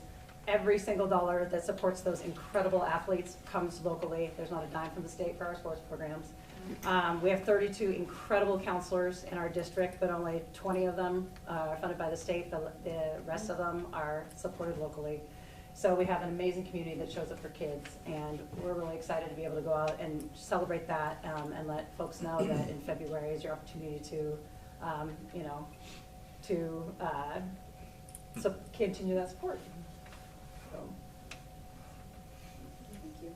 I'll go. Well, hang on. You want to go last? I think I need to go. Oh, you go? Because I need to explain that I have one of these T-shirts. Sure, Chuck. And it's laying on the bed, ready for me to pick up and put on. Oh, when we get home, it's true. We thought he was the first one to order it, which is the worst part. He got his first. I'm sorry, I was working today. I had to run home, get changed real quick, and just put on my clothes and ran out the door and left it sitting right there. I'd have to wear it next time. So I wanted to go next so I could explain. I I did not purchase a shirt. I was presenting, so. The only thing I want to say is that I am so honored to be a part of this. We talked about all the stuff, the complexities that make us a great school district with the athletics, but there's so much more. You know, we work at this 30,000-foot level, but every once in a while we come down and get involved and stuff, and we can see so many different things happening, so many great people that run the different programs, from the athletic directors to the custodians. We have great people here in this community and in this school district, and it's all these different parts that make it so great. And I am honored to be sitting up here and helping to direct some of that. And I'm just going to shut up. So thank you for allowing me to be part of it. One of the things I really enjoyed about a couple of years ago when I was board president, we had packed meetings. I mean, we had hundreds of people standing room only meetings. And so they stayed for the entire meeting and they heard everything that we were doing. They heard our presentations and they heard the Excel spreadsheets and they heard all this stuff. They stayed for the whole thing, and even though it was sort of a tense atmosphere, it was standing room only. We had hundreds of community members here, and it's unfortunate that it takes something really controversial or once in a 100-year thing for us to get a packed room, where here it's mostly school district staff. But the reason I say that is sort of what Chuck said and what everyone else said, is that we hear really great information that we're doing in our school district and why we need levies and why we need buying and why we have all that stuff. But when we were at WASDA a couple weeks ago, our school board gave 2 presentations, one on our Barnahog, thing with our outdoor learning, which is super cool. And we had school districts, or board members from all over the state attending that presentation, and they all thought that was really cool. So that gave members of our state, community, let them know all the neat thing that we're doing in our school district. And then we did a different presentation on our capital projects and how we went from not passing capital projects to passing our bond and all the cool things that we did to build 4 new elementary schools and the new middle schools. And we had a bunch of people in that room, and Jennifer and I hadn't even talked for 5 minutes, and the guy said, I've already learned more in 5 minutes than I did in the last 5 years. And so the board is, I'm proud, like Chuck said, I'm proud of this board, and I think our community should be proud of our school district and our board, because we're board of distinction and we got recognized for that at the conference. But we couldn't have done any of that. We couldn't have been a board of distinction without our school district staff and our community. It takes everyone to make that happen, to be a board of distinction. So it's proud, makes me proud to be at that conference and be sitting with this group presenting to a bunch of people. Some of us know some of them, but people you've never heard of before are asking you questions about how you're doing this. It makes you feel good. And so I miss the fact that, I don't miss them for some things, but I do miss having packed community at our board meetings, because they really cared what we were doing at that time. We're still doing super important work every day. You guys are every day. And it's just unfortunate that, that we don't have more members of the community that are still coming to hear the great things we're doing from the school district. But I just want to say that. So, congratulations, Natalie. Thank you for your service. Having been in the seat, I know what you went through and what you're getting ready to go through. So thank you, everyone. I hope you all have a good holiday. Okay, well, my gift to you all is to not make a lot of comments. I just will plug one program, and I'm going to ask you all to, if you can, please support and promote our JRTC program this Saturday. They're hosting their first competition. I would love to pack the house, especially with all the the athletes and other programs that they've supported. So if you could please help us get the word out. Yeah, This that'd be Saturday at awesome. Peninsula If you've High never seen School. a drill competition, All it's day. really cool. Yeah. What time? It's all day, so 8 to 4, I think. Yeah. In the gym? Yeah, in the gym. So come out and support that. Wish you all a really wonderful break with your families and time off. Be safe and take care of each other. And we will see you at the study session on January 12th, 2023, 6 o'clock, back at Swiftwater. And with that, we are adjourned at 9:11.